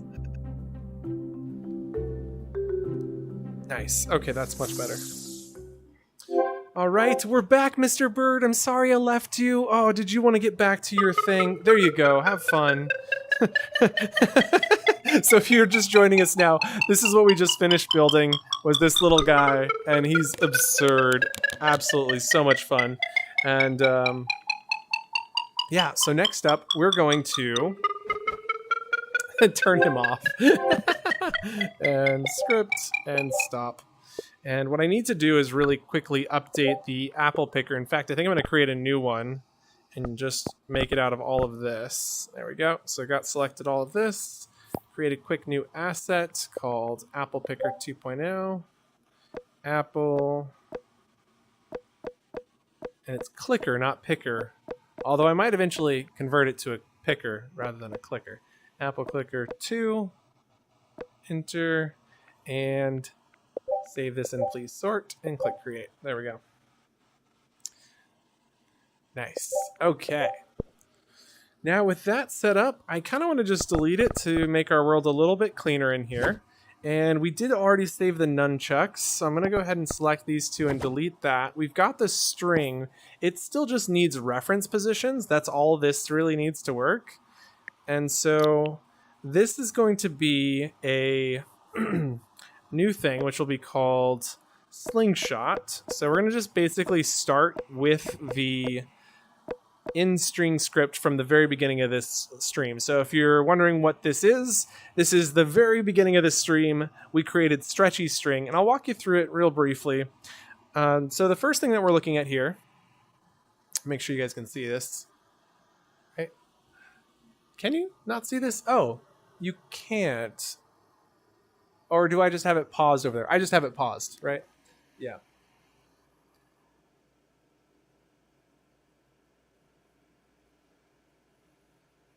Okay, totally. You can see it, but I did put this chat box here, which I'm sure you don't want to see. So let's figure out if I can minimize that. Finger key, escape. Ah, there we go. Now we're good. Okay, sorry about that. That is better.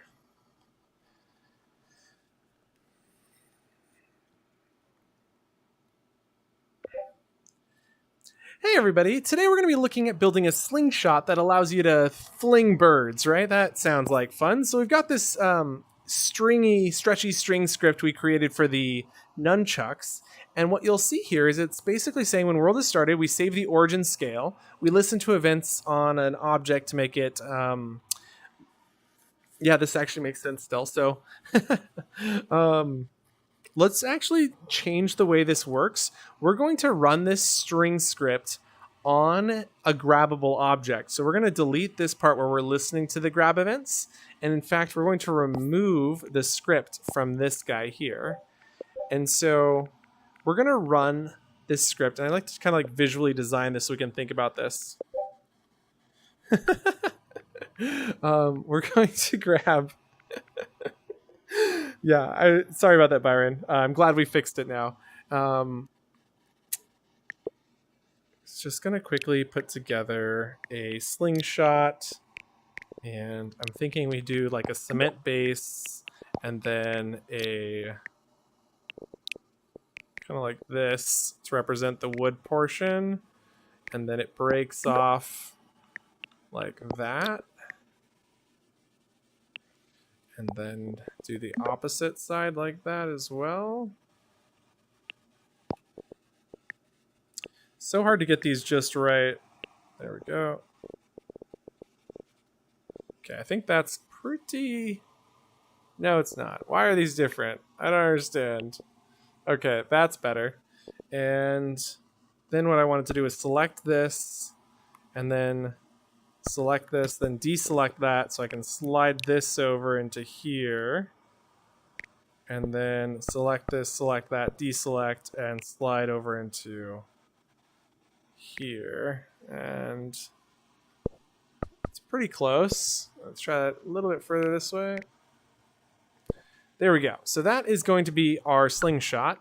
And we're going to also give it kind of a nice wood tone here. So solid, wood, dun dun dun.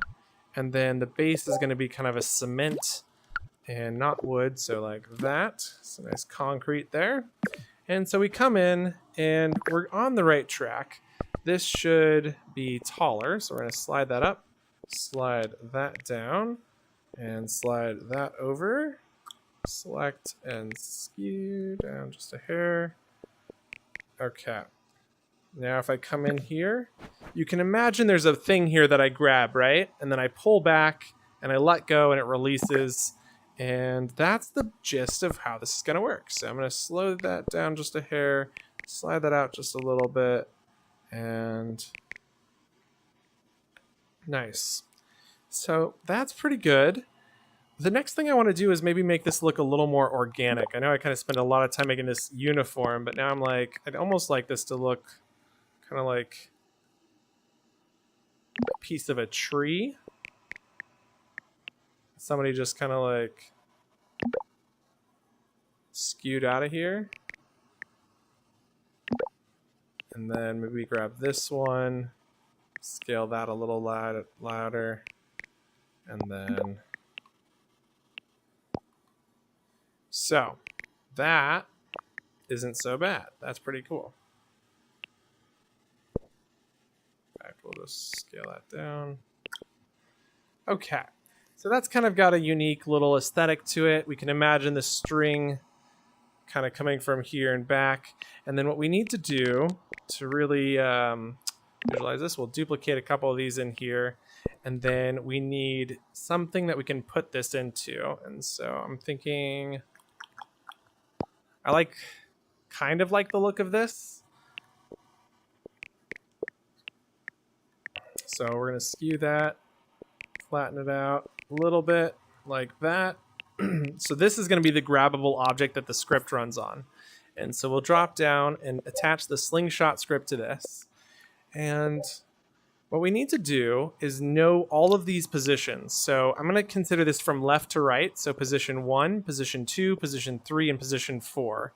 And with that in consideration, I'm thinking, why is this color weird? Is it because the world stopped? We'll go script and play. And stop. There we go. And we're going to make this kind of a darker... Maybe something like that. A little darker than that. Manual color slider down into there. Yeah, almost like a hide of some sort. Okay, cool. So this is the grabbable piece. It's got the script on it. It's trying to position itself, which is a problem. Oh, you guys can still see the chat. Is that... No, this is just not up to date. I'm going to refresh this page because I usually peek through to make sure everything's doing fine. And it was like, no, everything's fine. Okay, yes, everything's good. Perfect. Okay. So back on our slingshot, we need references for all the positions. So we got position 1 and 2. Now let's go create positions 3 and 4. So objects, position 3. And then we'll do another one, object, position 4. And then we also need this string 1 and 2. So we'll go create new object called string 1, and then a string 2.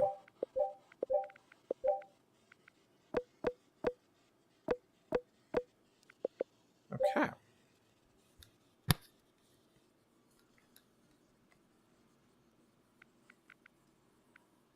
Now with all this set up, let's go and start wiring some of these pieces up.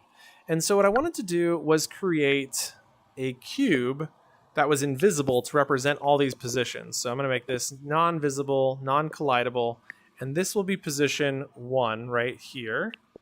So this is where it's going to go. So we'll open up that, and then we're going to duplicate this over to here, and then here, and then here. And I'll open that up. And then opening the properties panel on this guy, we can see our positions 1 through 4. So we can start wiring this in. So this one is position number 4. There we go. And it's not animated, so I'm going to make sure to turn that off so it doesn't cost us any extra capacity. And then we're going to open this one, which is position number 3. And we can move these around later as well, so these don't have to be perfect yet. There you go, there's position 3, and then this one is 2. Wiring in position 2. Oh no, that's string. Whoops. Position 2 is down here. There we go, non-animated.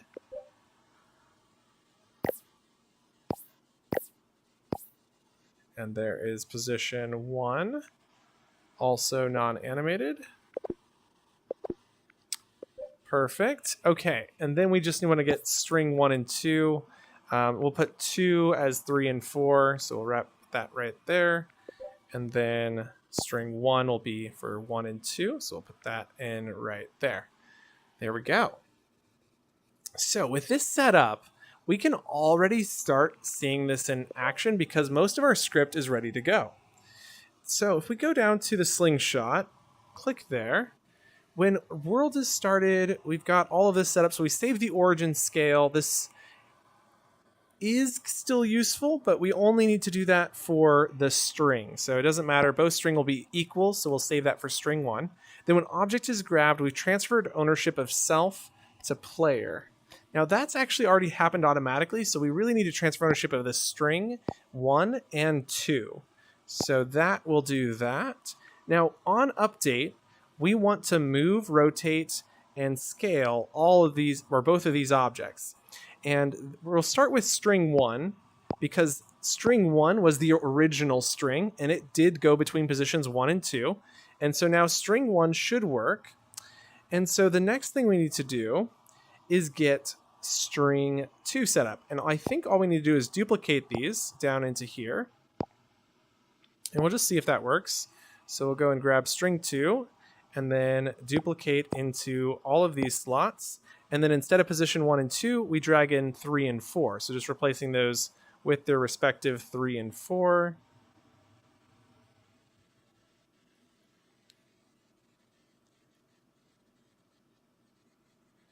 All right, so we've just replaced all of our 3s and 4s, and I think we're good to give this a test. Believe it or not, right? So let's go and hit play and see what happens. And it does appear to be working. Where'd it go? Ah, there it is. All right, I forgot to make this grabbable, but we can see it looks pretty good for a first go. So let's go and open up the properties panel of this. Make sure to hit interactive and grabbable. We won't give it physics, so it stays put. We can then grab it, and the string is not updating. Ah, because the world... No, that's not it. Why is this only happening once? Let's see.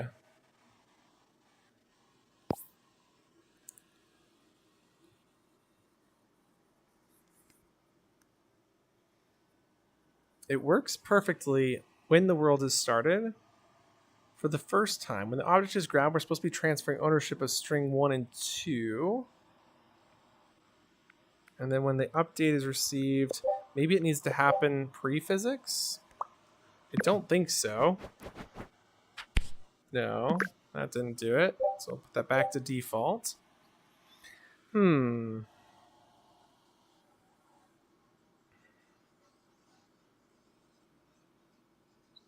I guess we'll just create a classic loop for this one and see if that solves our problem. So we'll say when event loop is received. Drop down and create a new event called loop. Ha! Ha ha ha ha ha ha! Thanks, Pigeon, for catching that. Oh my gosh. I was like... Oh, I feel so silly. I meant to do that early on and then I forgot. And of course I've wired everything into this thing. So these... silly me. Silly me. I can't add that to that object, which is unfortunate. So, unfortunately, just bear with me. We're going to remove the script and make this no interaction. So then we can select these 3 objects, group them together, and then make this one interactive and grabbable. And now we can go and start attaching the script Slingshot. It is true that it is almost always simple mistakes like this. And thank you so much, Pigeon, for catching that one. So that's string 2. There we go. That is string 1. And make sure to turn those not animated. Oh, wait, no, those ones are animated. I'm like, da, da, da, da, da. Okay, and we got strings 1 and 2 in, and back to these 4 cubes.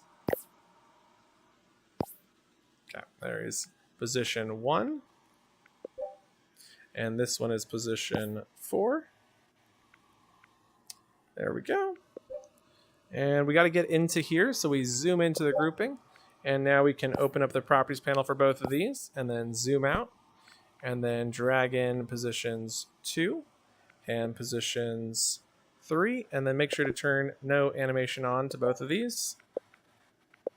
And I think I forgot to do that on these ones as well. So we'll go and make sure to turn off animation because they're not animated.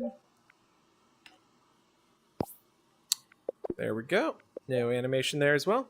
And we'll go ahead and hit play. Now we've got that working. This is interactive and grabbable, so should work. Here we go. Nice. Look at that. That's exactly what we wanted. Problem is it doesn't return to its original position, but that's pretty easy to set up. Oh, that looks good. Look at that. Wow, that's nice.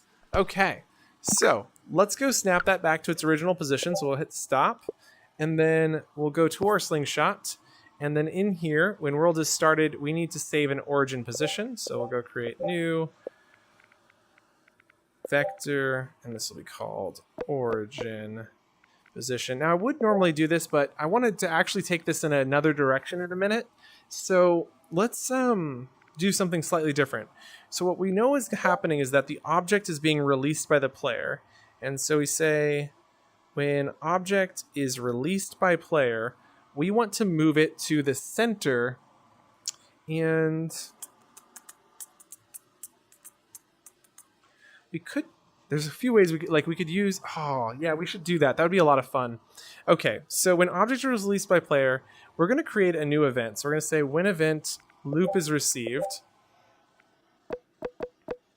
and then click confirm, and then we're going to send event loop to self,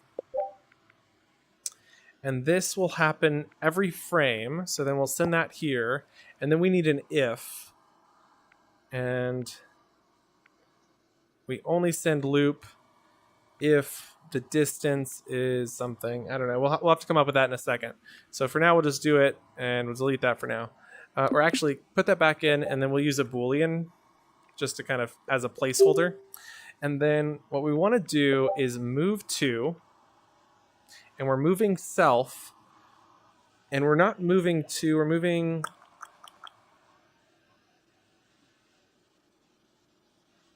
spring push, which should make it springy. So we're going to spring push self towards, and then the position is the position between 1 and 2, or excuse me, 1 and 4. So if we go to our operators tab, we can grab lerp to determine the midpoint between, and up here we actually have position of 4, which we can put in the 2.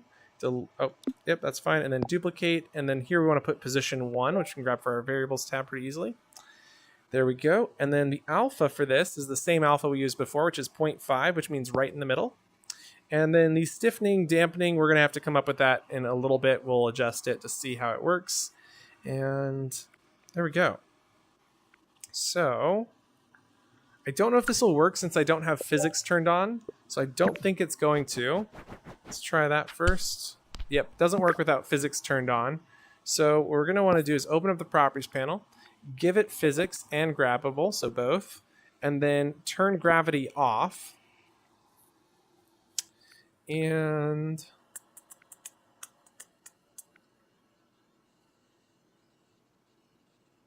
hopefully that works.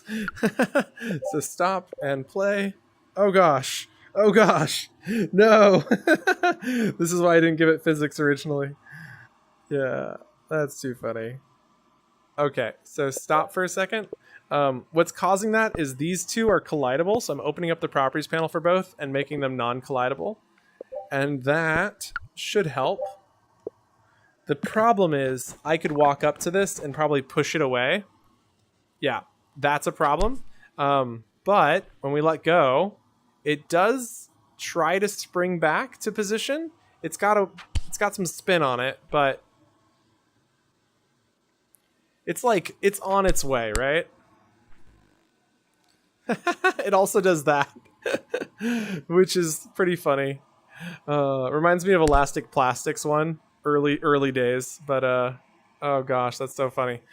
So let's go adjust the values and see if we can get them to work better.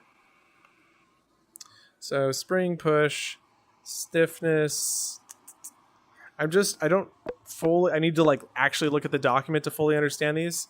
So I'm just going to type in 10, and then I wanted to create another rotation value called origin rotation. Click confirm. And then origin rotation will be set here. So we'll set origin rotation to rotation of the self object. So self on values tab, we can grab that. And then down here, we'll also spring spin towards the origin rotation, which should hopefully remove some of that rotation, I hope. Not the rotation spinning like this, but the rotation spinning like this. And put that at like 5 maybe per axis. Not sure what that does.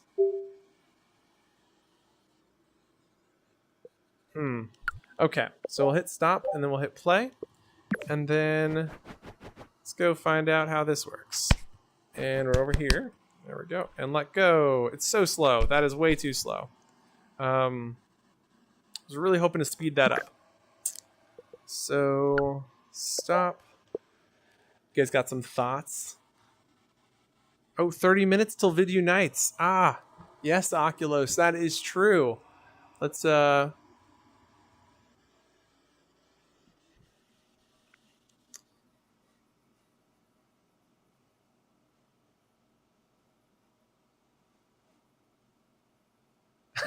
gonna head out. You know, I think I'm debating. I really am debating, because there is some easier methods, right? But this looks so cool if we can get it right. If you guys have better numbers ideas, let me know. But I'm just gonna type in some like exaggerated numbers. Like, what if we put 100 in there?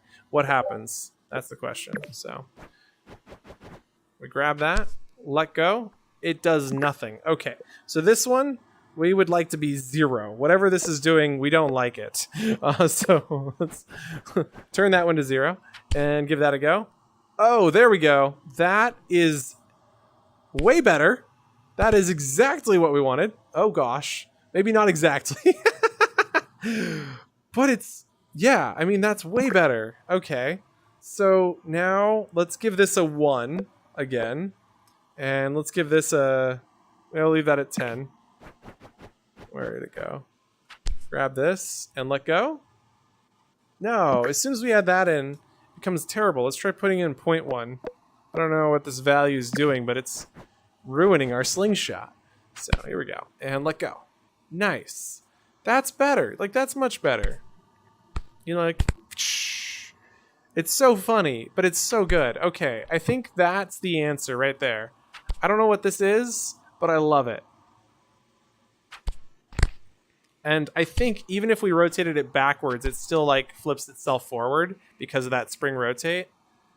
Oh, that's something magical right there. It's not perfect, but it is something, right? Oh man. I don't know what to do about that. It's like, okay.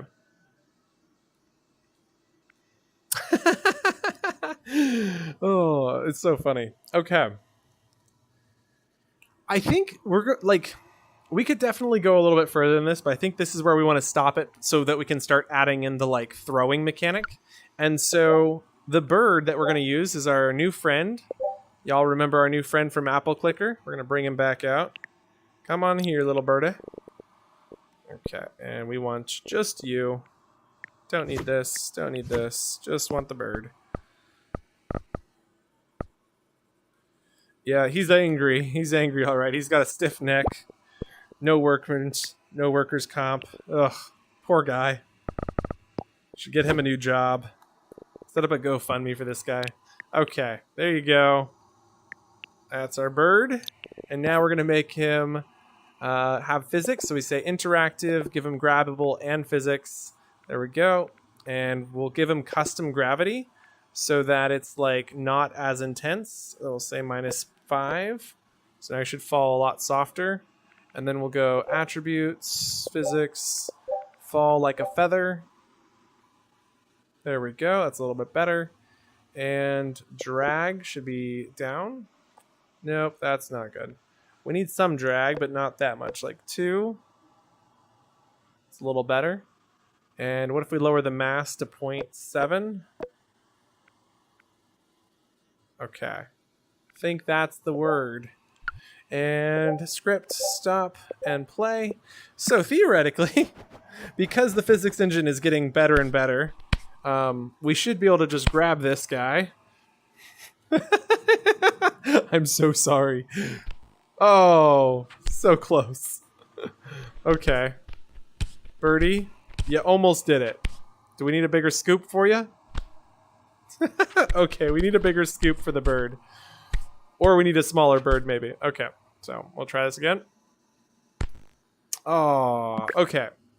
Let's go first try shrinking our bird just a hair. And then let's maybe take this guy, stretch it bigger, and then open up the properties panel, zoom in, duplicate down to here, and then array tool one time. So we get a little bit of a scoop there. And then move this down to here, move this down to here, zoom out. And now that we've got that in play, this bird needed maybe a little less drag. Okay. And stop and play. Okay, birdie. We're going. It's your day to shine. Here you go. Oh no. Okay. All the way back. Oh, come on. Did I say the physics engine was getting better? Maybe I was wrong. And oh, that was closer. I think we're getting there. Okay. And no. Okay. We might need to write a script for our bird. So in my first script, I basically tracked the position of the bird and like made it stay here, and then at this point launched it forward. And we could do that. Yeah, I might as well just throw it at this point. Yeah, look at that. What the heck? Okay, so what we're gonna do is, let's see.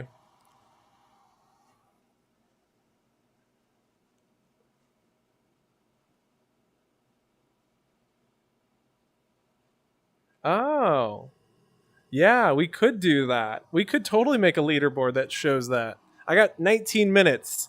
Challenge accepted. Okay, so for the bird, we're going to finish this off very, very quickly. And so we're going to create a new object trigger, and this will be called bird trigger. Now the bird trigger will only detect objects, so I'm not super concerned. So I'm going to say listen to events on world start from the bird trigger. And then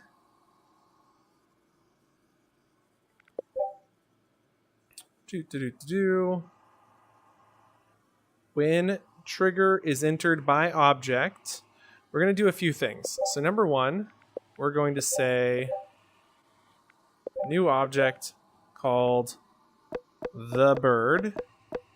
And then we're going to do another object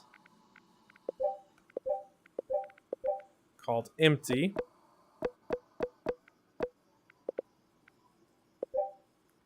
And when trigger is entered by object, we are going to simply set the bird to this object. And then up here in this loop, we're going to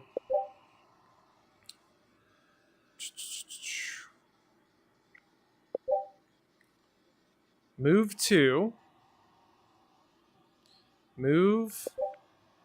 the bird to the position, which will be the lerp.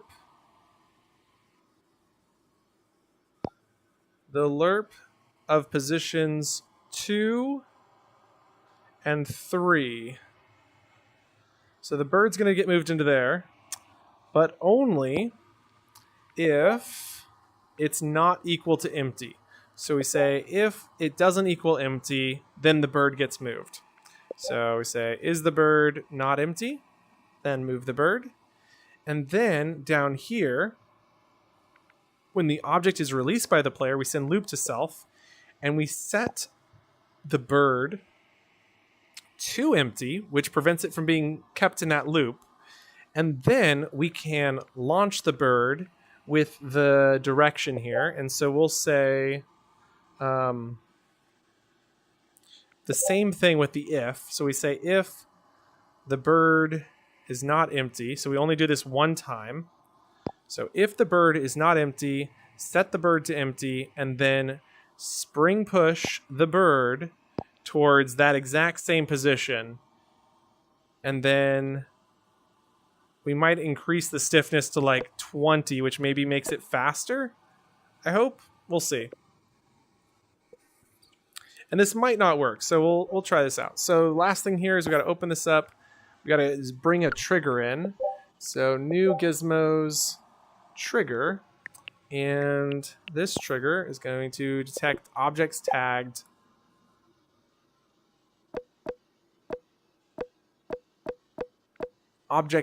bird. And now that we've got that, we can then drag this into bird trigger. And then we just need to select this, place it here. Oh, and now that I've realized it, the bird could fit inside this trigger. We could use this trigger to determine the bird's position too. Ooh, that's a good idea. Okay, so we select the trigger, make it the same size as the bird so that we can use it for the bird's position. Okay, so we take the bird and we set it right there. So then what we need to do is then select the trigger, zoom into here, zoom out, and then back on our script we'll use position of trigger rather than the lerp we were doing. And so back here we had position of, and then we'll type in bird trigger. Nice. And we'll actually also do rotate to the rotation of the bird trigger. And then that means I need to make sure the directions are the same. So, oh, I forgot to zoom it in correctly. That's okay because I needed it out. Okay, so bird has red pointing forward. That's X negative. So check that. And Y negative going out the bottom. Z to the left. Okay. There we go. This is right now. So select this and open the properties panel, select this, zoom in, deselect, zoom out. Now it's in the group. Why is it not in the group? What the heck? What the heck? Zoom in, deselect, zoom out, It's not zooming in. Oh, they literally, I forgot, they just made it so you can't put triggers inside of objects anymore. Ugh. Ugga, ugga, ugga. I forgot. That's so stupid. Oh, man, that's really stinks. That was like the best way ever. Okay. In that case, I have to do some really silly stuff like do this. Please, somebody at Meta who's watching this, fix this. That is such a frustrating bug. So if you're not familiar with this, you can no longer make interactive triggers, which was like the way to get around a lot of things not working that you didn't know what to do. It was really useful for a lot of people who were just getting started, and it made stuff like this way easier. And so instead, what I have to do is every single frame move the bird trigger to the position of and the rotation of self. And then I have to hope that the rotation of self is somewhat aligned. It's not. So we're not going to move the rotation. We're just going to leave it as it is. Okay. Oops. There we go. Script and play. So now theoretically, I need to label the bird. Forgot. Label the bird. Okay. I am running out of time. Okay, so attributes, tag. I think we were just tagging it bird. B-I-R-D, right? B-I-R-D. And play. Okay. So the first test here is just grab the bird, load it in. Oh. Okay. Oh. Okay. Oops. The bird collided with that, which caused it to fly like crazy. So make the back half of the bird non-collidable. Got it. Zoom in. Select. Why is that not selecting stuff?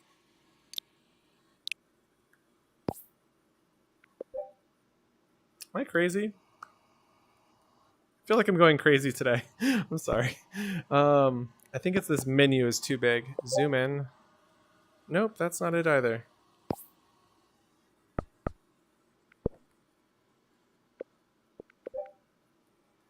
Okay, it's okay. It's okay. Okay, so there's a couple things here, which is because it's colliding, we also need to make it non-collidable. So down here, let's just set collidability to false. Set object collidability of this object to false, which will prevent it from colliding. And then up here,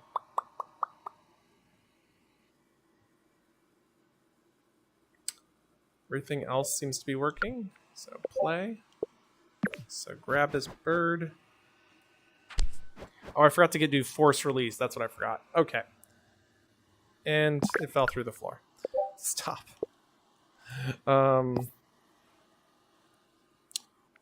Actions. Force release. The object. Okay.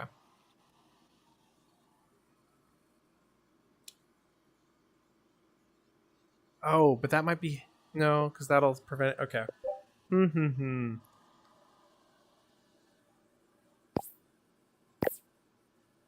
Let's see. Play. Maybe make this a little bit further forward. Stop. That seems fine. And play. Okay. Grab this. Load in bird. Come on. Load in. Oh. Weird.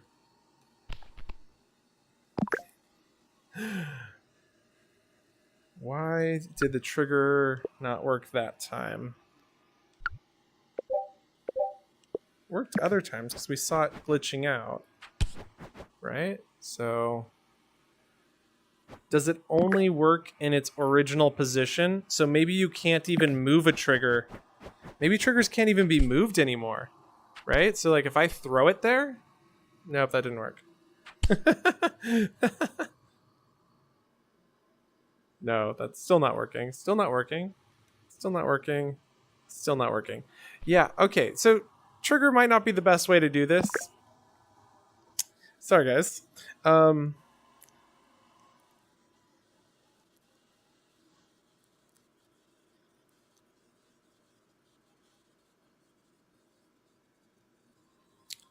delete trigger, stop world. 9 minutes till the show. I gotta get going. I gotta make sure I get a seat. Bird, trigger, the bird trigger, the bird. Delete the bird trigger. Delete the trigger enter by object. Instead, listen to events from player.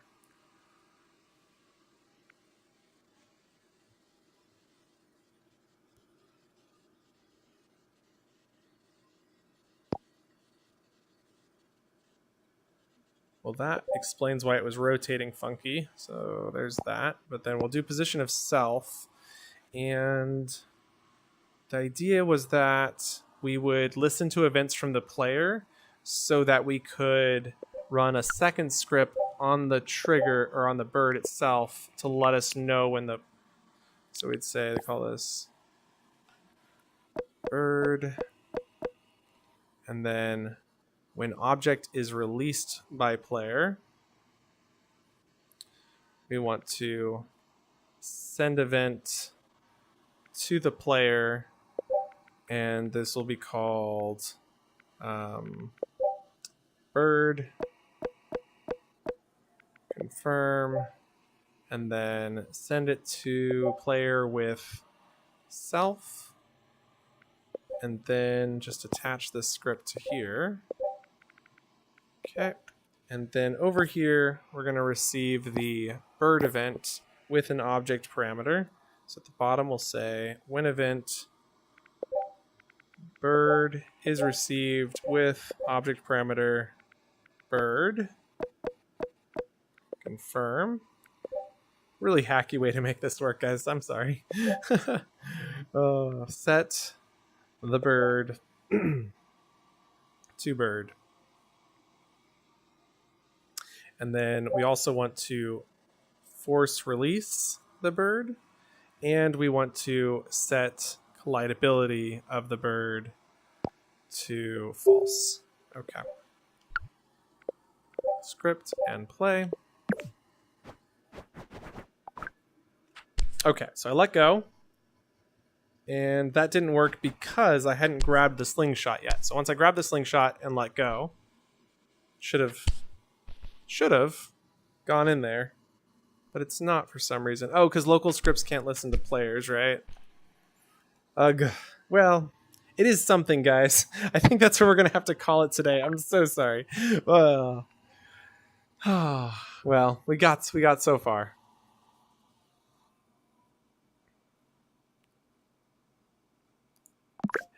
Like an invisible box could work, but it would be hard to get it to fly out of, Greg. I'm sorry. Like it's definitely an idea worth playing with.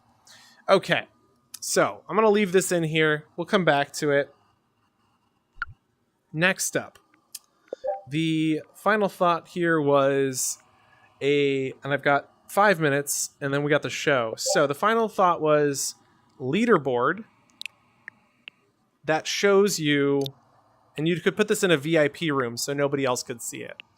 And this leaderboard would show you how much time. I'm not going to go super complex on making this pretty, but I wanted to just quickly show you that if we create a new variable called time spent, and then click create, this is a player persistent variable first of all. And then we create a leaderboard, and this will be called time spent. Click create. We can then open this up, drop down, select time spent, and I'd call this the same. Time spent. All right, there we go. Now with that, we do need to create a new script gizmo. And this script, we're going to just go ahead and attach it here. This is currently called script 1. We're about to rename it though. And I'm just going to rename it to something super simple like TS for time spent. And then the way this is going to work is we need 2 player lists. So we'll call this plids. Check the list box, and then we'll do another one. And this will be iplids for iterator. There we go. and click confirm. And then when player enters world and exits world, we will add them to the list. Player enters world, player exits world. And then we'll say when world is started, then we'll send event to object. And then we'll say when event is received, send event with delay. This is not going to be the prettiest thing you've ever seen, but it will be functional. And I think that's what matters for this cool trick with only 3 minutes left. And then down here at the bottom, we have add to list, and we have remove item from list. And what are we adding? We're adding the players to the plids list, and we're removing them from that list. Now, when world is started, we create this 60-second loop. That's what's happening right here. And in this loop, we say while. So we're going to use a while loop to say while there are items in the list. So we go and say greater than 0. So while, and then at the bottom of the operators tab, we have length of list. And so we'll say while the length of the iPlids list is greater than 0. And then I'll show you what we're going to do in there, but we need to start by setting that list to have something in it. So we set iPlids to the player ID list, which gives it the length of all the players online. And then while that's the case, we then set player persistent variable for the time spent to +1. And so we'll go up and grab +1 and get player persistent variable for time spent for player at index 0. So you say get item from list, and then it's at index 0 from the iPlids list, and then you remove item at index 0. And that is what allows us to cycle through the entire list, adding 1 to the value for that player. And now that we have added that for all the players, it's done. That's the entire script. I had 1 minute left to go, so ayo! I encourage you guys to join us for the next stream. We are going to be, this, if you really want to see my name pop up here with a minute, we can just open this script up and change this to 0.5 seconds and make sure the world started. And it is. When I come in and... Oh, I forgot to set the one last thing. Set world leaderboard score of time spent for that player to the get player persistent variable. And there's ways to make this more efficient, but there we go. Yeah. Oh, it's not working because there's nothing in the list. No, there is something in the list. So why is it? Do I need to hit stop and then play again? Stop, clear, and play. 1, 2, N3, N4. Can't get list item expected at 0. Got 13. Why is the item at 13? Oh, I'm so out of time, so I'm gonna have to leave it here, guys. I'm so sorry, but get item at int 0 from iPlids list. There shouldn't be 13 players in the list. Why is it saying can't get list item expected item 0 to 0 got 13? Where is it trying to get item at 13?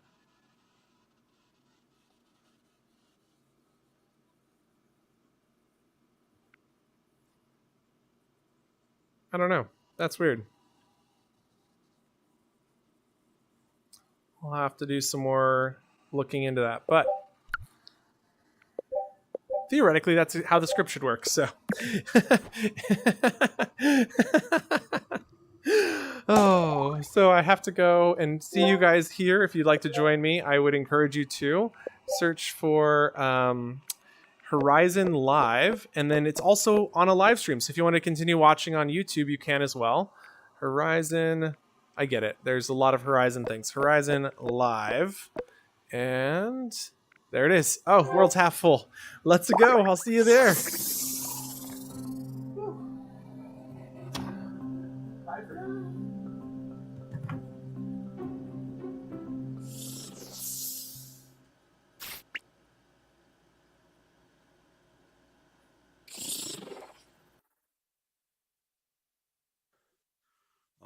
right, y'all. Welcome. Thank you so much for being here. I'm gonna hop backstage. I'm gonna start the live stream, and then we.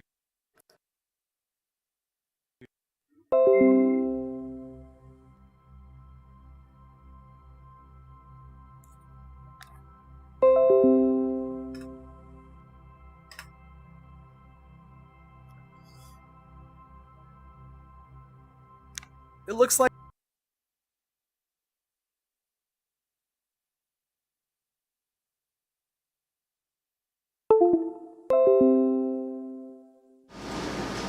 Horizon seemed to crash, but that's okay because we were wrapping up. I posted a link if you want to continue watching the live stream. We will be over there. So I will see you in Horizon. Oh. Okay, switching headsets and ending the stream. Bye!